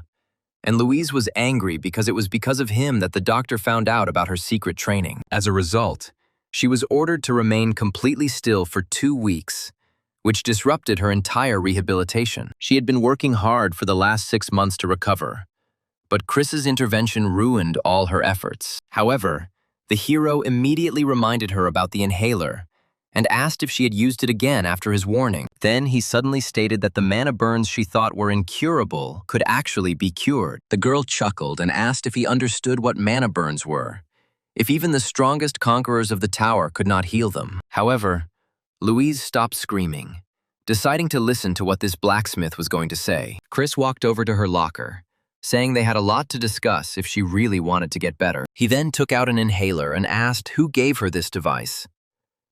Louise hesitated, but admitted that she got it from the professor. Then Chris looked coldly at the device and called it by its real name, Mana Eater. Louise asked in confusion what this meant. Then Chris promised to show what exactly was happening to her body. Chris suggested thinking of her magical channels as an electrical system, originally designed for 110 volts. Louise watched carefully as the hero used magic to reveal the hidden damage to her magical channels. Chris pointed to the channels in the neck area and explained that due to the effects of the inhaler, it had been artificially changed to 220 volts. This discrepancy constantly caused mana overload, which prevented her from using magic safely. Realizing this, Louise grabbed her throat and gasped in shock. At that moment, the girl was overwhelmed by memories of that day. Professor Charles handed her an inhaler, assuring her that it would be extremely effective in treating her wounds. He seemed like a caring mentor then, and Louise thanked him.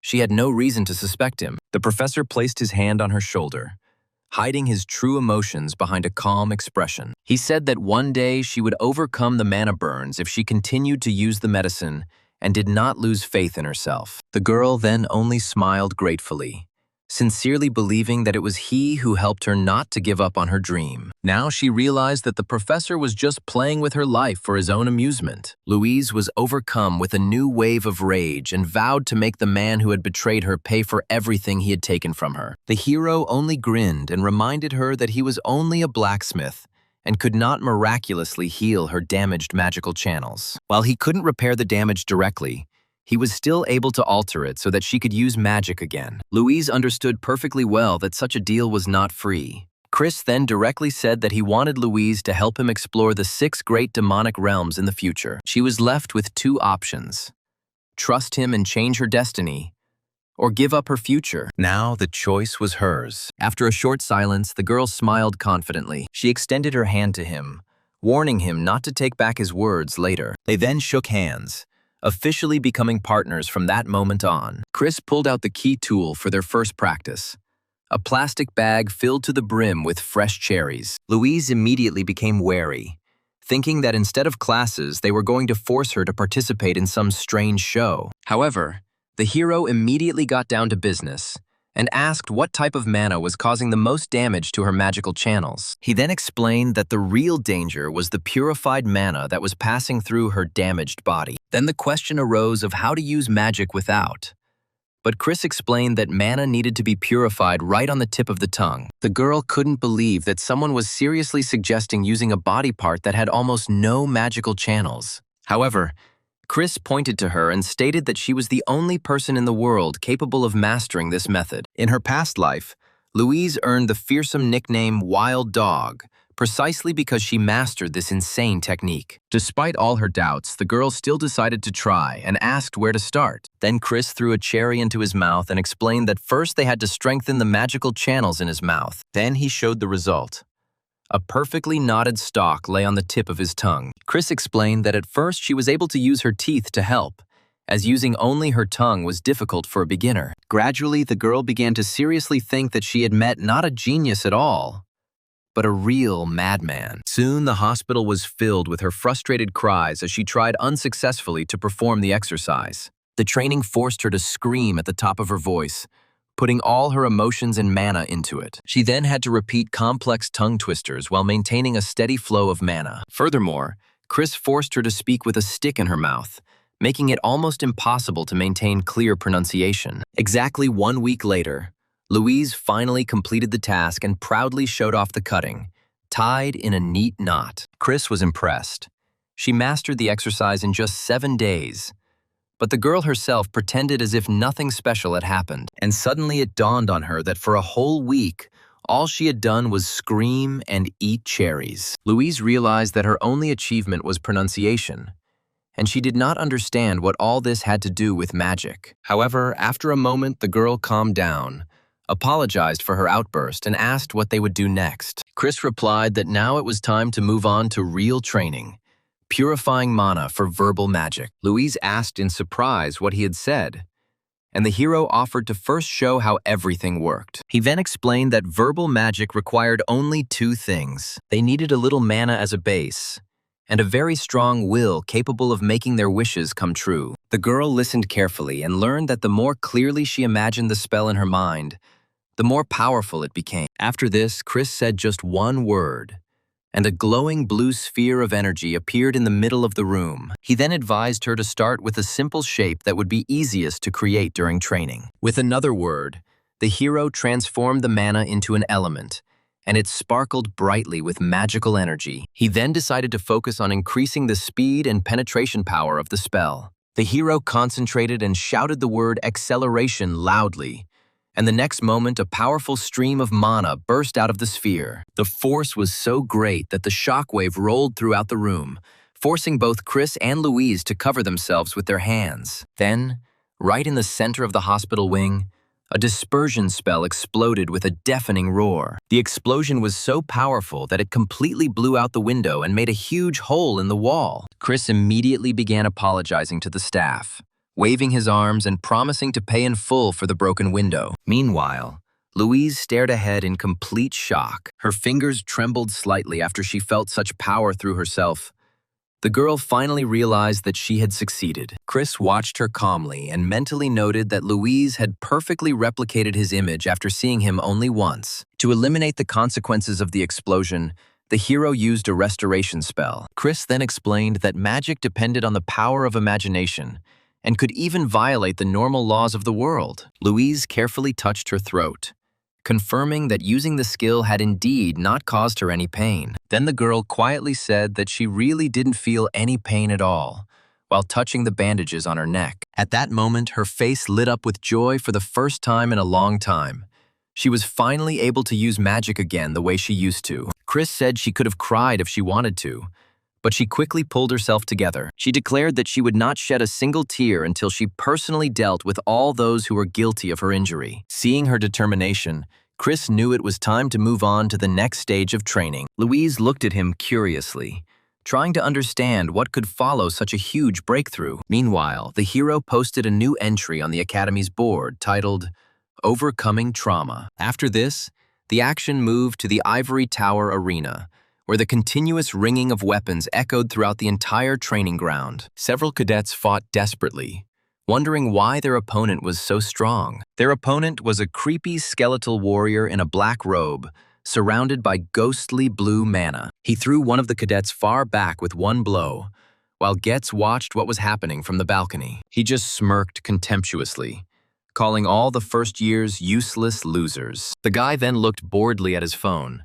completely oblivious to the battle taking place below. Finally, Getz waved his hand dismissively and ordered the cadets to get lost and not waste his time anymore. As he left the arena, he continued talking on the phone, asking his interlocutor to report in detail on the current situation. As it turned out, Pierre had called him and said that a public challenge had just appeared on the tower's bulletin board. Getz slammed his fist on the table in rage and began cursing the man who had published the entry. It turned out to be a direct challenge from Luisa Valente herself, who called him a coward and demanded a duel. Soon, a crowd of cadets had gathered around, discussing the publication in which Louise declared that she had fully recovered. The girl openly demanded a public duel with Götz Kruger in order to finally settle an old debt. After reading the entry to the end, Getz crushed the phone, humiliated by the very thought that someone had dared to so openly disgrace their family name. Then he swore that no matter how Louise recovered, this time he would beat her so hard that she would never be able to get up again. Meanwhile, at the hospital,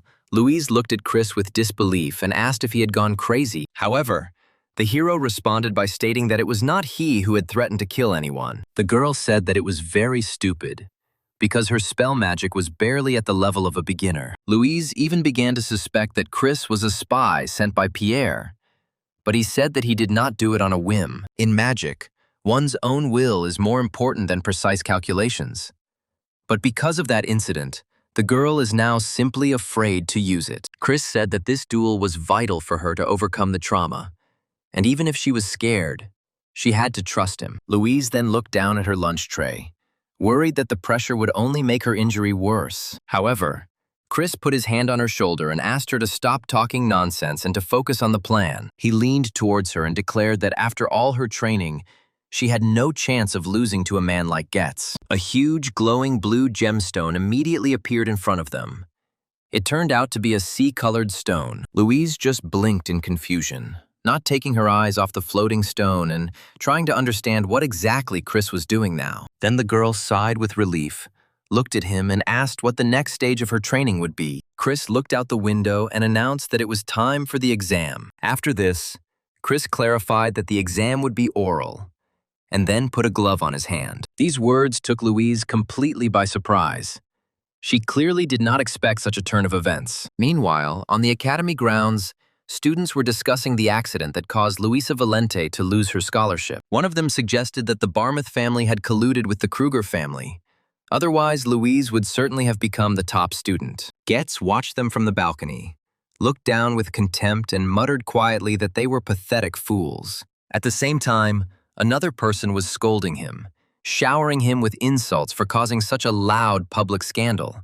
Clutching the phone tightly, the boy apologized to his brother in a tense voice. He ordered him to deal with the consequences, warning that any further family intervention would only make the situation worse. Getz thought that his older brothers were probably only too happy about his failure, because then they could take over the companies. Then he realized that he had to eliminate the threat Louise posed on his own. At that moment, the guy swore irritably, and suddenly Pierre entered the office. Getz greeted him mockingly, calling him his best friend, a cruel grin appearing on his face. He asked if Pierre had really come to remind everyone once again how they had set up that girl 6 months ago. After that, he came closer, pointed his finger at him and demanded that he stop being silent, finally explaining his latest failure. Guts, with a stern expression on his face, recalled that it was Pierre who had decided to change the original plan. He didn't even deny it, calmly admitting his mistake. However, instead of making changes, Getz demanded that the problem with Luisa Valente be resolved immediately. If Pierre did not want to lose the Barmouth family's inheritance rights along with him, he had to act as quickly as possible. After this, a smile appeared on Pierre's face. He stated that he had already come up with a way to finally deal with Louise. Meanwhile, at the hospital,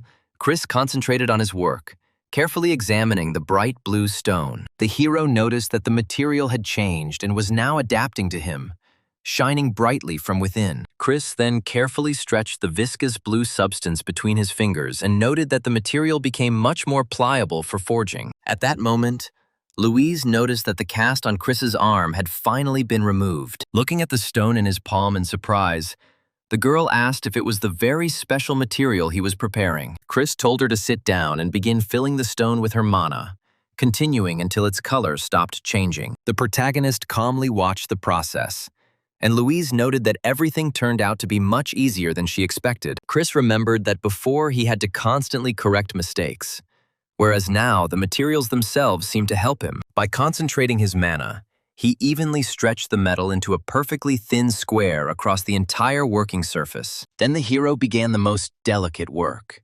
engraving complex magical channels. A bright light erupted from Chris's palm as he distributed the energy, achieving the perfect balance of each magical circuit. When the glow finally disappeared, Louise asked if he was finished yet. Chris nodded confidently in response. The hero then handed her a sea-colored stone and asked her to carefully place it on the engraved plate. As soon as the stone touched the contours, a wave of energy immediately ran across the table. Then, a powerful stream of blue mana erupted from the point of contact, and bright lines of force began to rapidly spread out across the pattern. Numerous properties began to manifest above the stone, including mana amplification, formula correction, and trajectory guidance. The sea green stone was the key element of the item, and compensated for the short duration of the effects. Meanwhile, Chris continued to weave the last of the 73 spells into the metal. Louise watched what was happening with undisguised admiration. Then, a system notification appeared in front of them,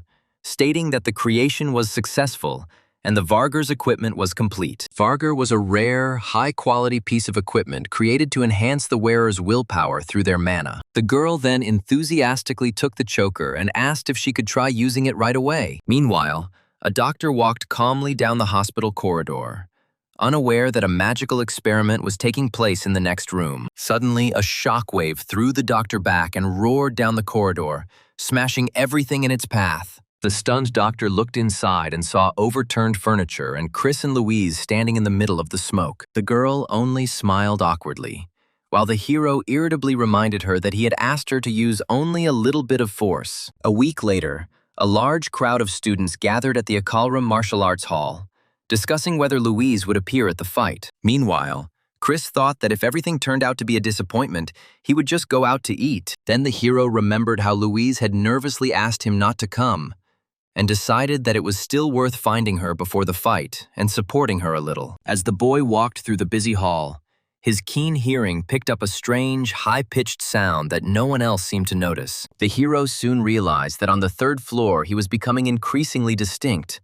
Moreover, his vibrations were very reminiscent of mana erosion. Suspecting that Louise might be the target of a new sabotage, Chris immediately rushed to the source of the sound. Soon he ran to the warehouse next to Louise's room. The closer the hero got, the more deafening the squeak became. Finally, Chris kicked the door down with a powerful kick and burst inside. Entering the dimly lit room, he immediately noticed an ordinary-looking box standing alone in the middle of the room. As he examined the box, a voice came from the darkness, declaring that all his efforts had always been just a pipe dream. Chris stopped abruptly, hearing a voice he hadn't heard for many years. The guy's eyes widened. Then, amidst the digital static, a woman appeared in front of him, an illusion of his mentor from a past life. She looked at the dagger in Chris's hand and mockingly asked how much longer he intended to continue this childish performance. At that moment, the surrounding world began to flicker with fragments of memories of a blood-soaked battlefield. Continuing to laugh at his attempt to change the past with such a pathetic weapon, the woman approached him. She condescendingly called him her student, ordering him to listen to her silently at least once. Then ghostly hands appeared from the darkness and grabbed Chris tightly by the shoulders. After this, the girl came close, squeezed his throat, and ordered him to accept reality. The illusions screamed, demanding that he stop his pathetic resistance and simply accept his own death. However, Chris didn't even flinch. He said that she had made only one mistake. The hero explained that a real mentor never wasted so many words when it came time to kill someone. Without a second's hesitation, Chris immediately dealt the decisive blow to the illusion. At that moment, the entire illusion cracked and crumbled like a broken mirror, and the image of his mentor dissolved. A device was immediately revealed behind the hidden structure, and at that very moment, it began to spark and fall apart. Chris was seething with rage. Whoever dared to use the memory of his mentor for such a cheap trick had made an enemy. While continuing to explore the warehouse, Chris received a notification that he had acquired a new C-rank passive skill, Awakening Dream. The protagonist had never heard of such a skill before, despite all the knowledge he brought with him from his past life. He then decided to study its description later, but for now he focused on the mysterious black artifact. The hero instantly raised his hand, covering his face, and at the same moment, a surge of energy burst out from a hidden trap in the floor. He then dropped to one knee, brushed away the dust, and discovered a strange symbol on the tile where the impulse had come from. It turned out to be the sign of the Dawn, a radical group of fanatical mages known for their extremist views and brutal methods. Chris immediately remembered how in his past life these bastards used Luis Valente as a puppet. After that, Chris looked at his watch. There were only 10 minutes left before the start of the fight. If even the residual mana erosion in his body reacted so strongly to these traces, it meant that Louise was in danger right now. Meanwhile, Louise was sitting in the participants' waiting room when a strange, high-pitched squeak suddenly began to sound from the speakers. The girl was already very nervous, and this obsessive sound quickly destroyed the remnants of her composure. She involuntarily touched the bandages on her neck, feeling the phantom pain from the old wound make itself known again. No matter how much Louise went through treatment, she still felt like those around her would always see her as a failure. She clenched her fists tightly, desperately trying to convince herself that she was still capable of going into this fight. Suddenly, the mana erosion around her neck began to pulse more intensely, the hidden device triggering, activating its frequency. At that moment, everything around seemed to turn into a terrible memory of the day when Louise lost everything. She covered her face with her hands, the thought that her talent had been useless finally breaking her resolve. Blood and tears mixed in her mind, and the trauma she had experienced completely took over her mind. Then the girl seemed to collapse on the floor in the huge arena around her, where she had already suffered defeat once. In her vision, Louise saw a phantom of Chris standing over her with cold disappointment on his face. The girl curled up into a ball and began to beg him not to look at her like that. However, just when despair had almost completely consumed her, the door swung open with a deafening roar from a strong blow. This sound instantly pulled the girl out of the nightmare. Shuddering, Louise raised her head and saw Chris himself in the doorway. The guy quickly looked around the room and was relieved to realize that he had made it in time before the other traps had time to go off. Then he came closer, knelt down in front of her and asked if she had just heard that same high-pitched ringing. Chris said that he destroyed the transmitter on the way here. Everything that happened was staged in advance to disrupt her duel. This device was created to induce trauma by affecting the already existing mana erosion in her body. Louise silently lowered her gaze and exhaled heavily, finally realizing why she had suddenly lost control of herself. Then the girl bitterly admitted that it was a shame to fall for such a primitive trick at the most important moment. However, Chris didn't try to console her. He looked at her indifferently and calmly agreed that it really did look pathetic. Then the hero mockingly recalled how just recently she was loudly throwing words around, and now she was sitting on the floor. Chris stated that if it was too hard for her to stand by her own words, she could have simply abandoned the fight and run away. Moreover, she even had an excuse. She could blame her defeat on an injury, while everyone watched her lose. Louise asked him to shut up, but Chris continued talking about how scary it must have been to lose again in front of a crowd of spectators. These words finally drove the girl crazy. She screamed, demanding that he shut up, and her eyes flashed with rage. Then Louise rushed forward, knocked Chris to the floor, and grabbed him by the collar with a trembling hand. Burning with anger, the girl demanded to know who he thought he was to treat her injury so frivolously. She clenched her fists so hard that her knuckles turned white, continuing to stare at him with a look full of hatred. Louise screamed as she tried her best not to break down and run away, even though she couldn't. Continuing to pin Chris to the floor, she called him an arrogant bastard. Then the girl leaned over and declared that if he lost this fight, he would have to bear all the responsibility. However, the main character answered quite calmly that he would take full responsibility without hesitation. Hearing this, Louise looked at him in amazement, not expecting him to agree so easily. Chris then explained that the reason was very simple.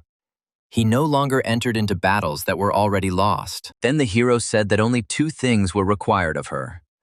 First, she had to trust him until the very end. Secondly, she had to do everything possible to literally tear her opponent apart.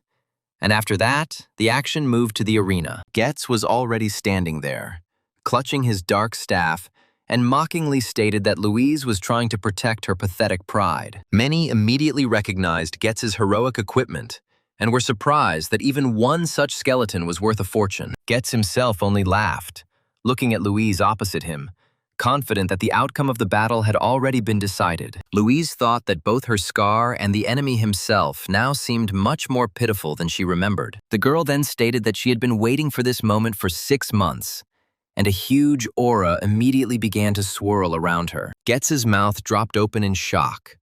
He had no idea how Louise could release so much mana. As the countdown came to an end, her eyes flashed brightly, completing the transformation. Feeling the pressure emanating from her, Getz panicked and ordered his skeletons to kill her immediately. Louise prepared to attack, and the dark energy of the skill condensed around her hand. The summoned skeletons immediately rushed forward, raising their weapons to strike.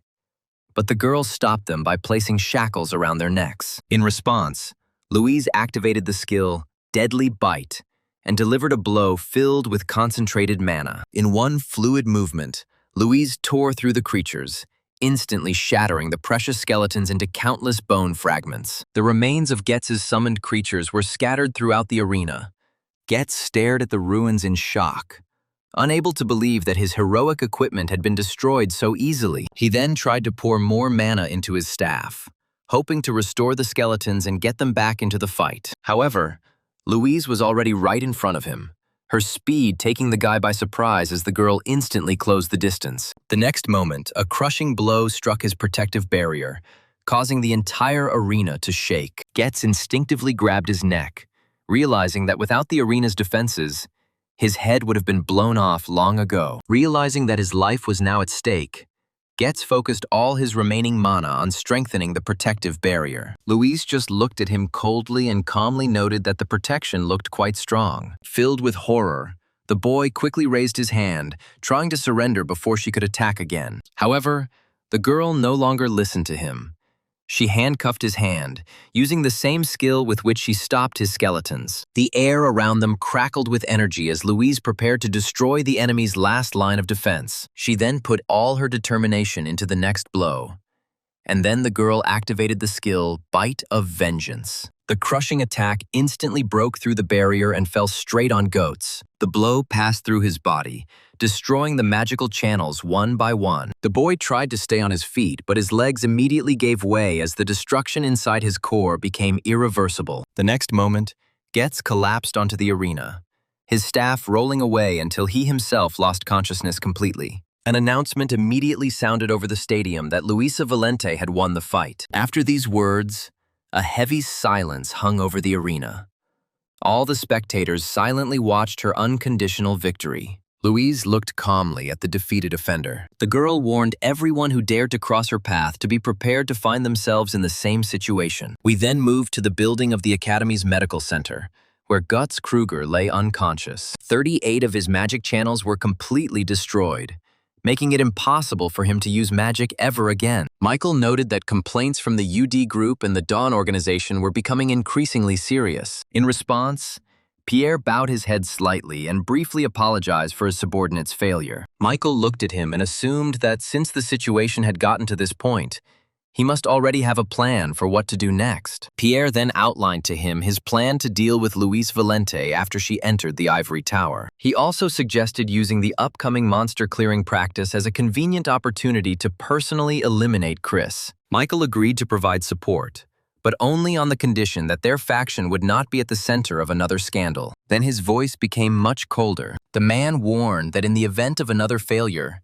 the student would be better off immediately renouncing his inheritance rights. After these words, Michael turned around and left, and a heavy silence reigned in the room again. Left alone, Pierre silently looked at his crippled subordinate lying on the hospital bed. He then quietly said Chris's name, finally making the protagonist his next target. Meanwhile, the hero was thinking about how strange it was to obtain a skill that required a minimum level of predisposition. At that moment, a gloomy picture of a battlefield strewn with the bodies of the dead flashed through his mind. At the same time, the awakening sleep skill activated, beginning to clear Chris's mind of accumulated mental pollution. Chris realized that this ability acted like a mental barrier, protecting his mind from the weight of memories. At that moment, Louise entered the room, her appearance interrupting the hero's thoughts. The girl came closer, stopped at the wall, and asked curiously what he was doing alone in the dark. Chris looked at her calmly and replied that he was simply meditating, waiting for her to arrive. They then sat down opposite each other and began to discuss discharge from the hospital, as well as the doctor's approach to treating patients. Louise smiled and admitted that the doctor had really helped her a lot over the last 6 months of recovery. Then Louise looked thoughtfully into the distance, and her face became serious again. She said that she had seen Charles yesterday. At this point, the action shifted to a memory of the meeting with the professor. He offered her a scholarship to study at the Ivory Tower in honor of her regaining the ability to use magic. However, Louise refused and said that after returning to the academy, she intended to transfer to the martial arts department. She noticed that the magic she was now using was very different from the generally accepted theories. Charles had no intention of forcing her if it was her decision, but he offered to contact him at any time. Returning to the present, Louise said that it was a difficult moment for her. She thought about how much effort it had cost her not to kill Professor Charles right there on the spot. Chris chuckled back, saying that it must have been very painful for her. Chris understood that they were dealing with a group of fanatics who wanted to give the desired form to the 6 great demons. But if you don't think about it, Dawn was just a group of mages who worshipped magic. In the past, they were the ones who had deceived Louise and made her their puppet, and Chris suspected that they were involved here too. Louise then said that when she was first admitted to the hospital, she thought that she would be expelled pretty soon. She didn't know what a girl like her, who was clearly not a heroine, could do in such a situation. She didn't know what such an insignificant person like her could do to take revenge on her offenders. Louise was so frightened by her uncertain future that she eventually decided to simply hide here. Now that she thought about it, it seemed incredibly stupid to her. She thanked the hero for now. Thanks to him, she had a reason to fight on. Louise now believed that she had learned new skills after experiencing severe trauma. Or perhaps all of this also ultimately helped her defeat Guts Kruger. In the end, because of all these events, she was able to meet Chris, for which she was very grateful. Then the girl finally decided to say everything she thought and thanked the main character for the help he gave her. At this moment, the hero received notifications that his connection with Louise had strengthened, reaching level 12. Chris was very shocked. He never expected that Wild Dog was even capable of saying such things. At this point, a very embarrassed Louise said that it was time for her to go, but Chris asked her to stop and leave Varger there. He explained that the artifact had broken due to overload, so he would keep it for himself and make a new one for Louise. However, apparently the girl was not eager to give him the artifact. Chris didn't understand why she was acting like that. And then the girl smirked. With a warm smile, she said that this thing now belonged to her. Soon the hero went to the office, and after some time, Jake also came there, who was glad to see his friend. He said that he had already collected all the materials that Chris had asked for, and decided that now he could make him a weapon. However, the hero showed him a huge stack of papers, saying that he still needed to look through it all before the next lesson. These were all requests and demands from other students, but the hero decided that he could put it off until later. After that, he followed Jake, and soon the blonde led him to the right room. Chris walked inside and grinned, noting that Jake had done a good job of cleaning up the place before he arrived. However, the guy replied that he hadn't really tried, and then pointed to the shelf with the ingredients he had found at Chris's request. Chris immediately noticed the D-rank water golem's core, which was creating a liquid that was as dense as the golem itself. However, Jake did not understand how he would be able to make a sword out of this, to which the hero replied that the material first needed to harden. He then leaned towards the golem's core and used the white light style on it. At this moment, lines began to diverge across the core, and the core itself began to slowly change shape. Then Chris decided that this substance needed to be made thinner and more accurate. Jake watched in great amazement as the protagonist changed the physical properties of an object with a single touch. At that moment, the golem's core burst into a bright light, and the water it was immersed in splashed in all directions. Jake asked Chris if he was trying to overload the core, to which he replied yes, since the recoil was not enough.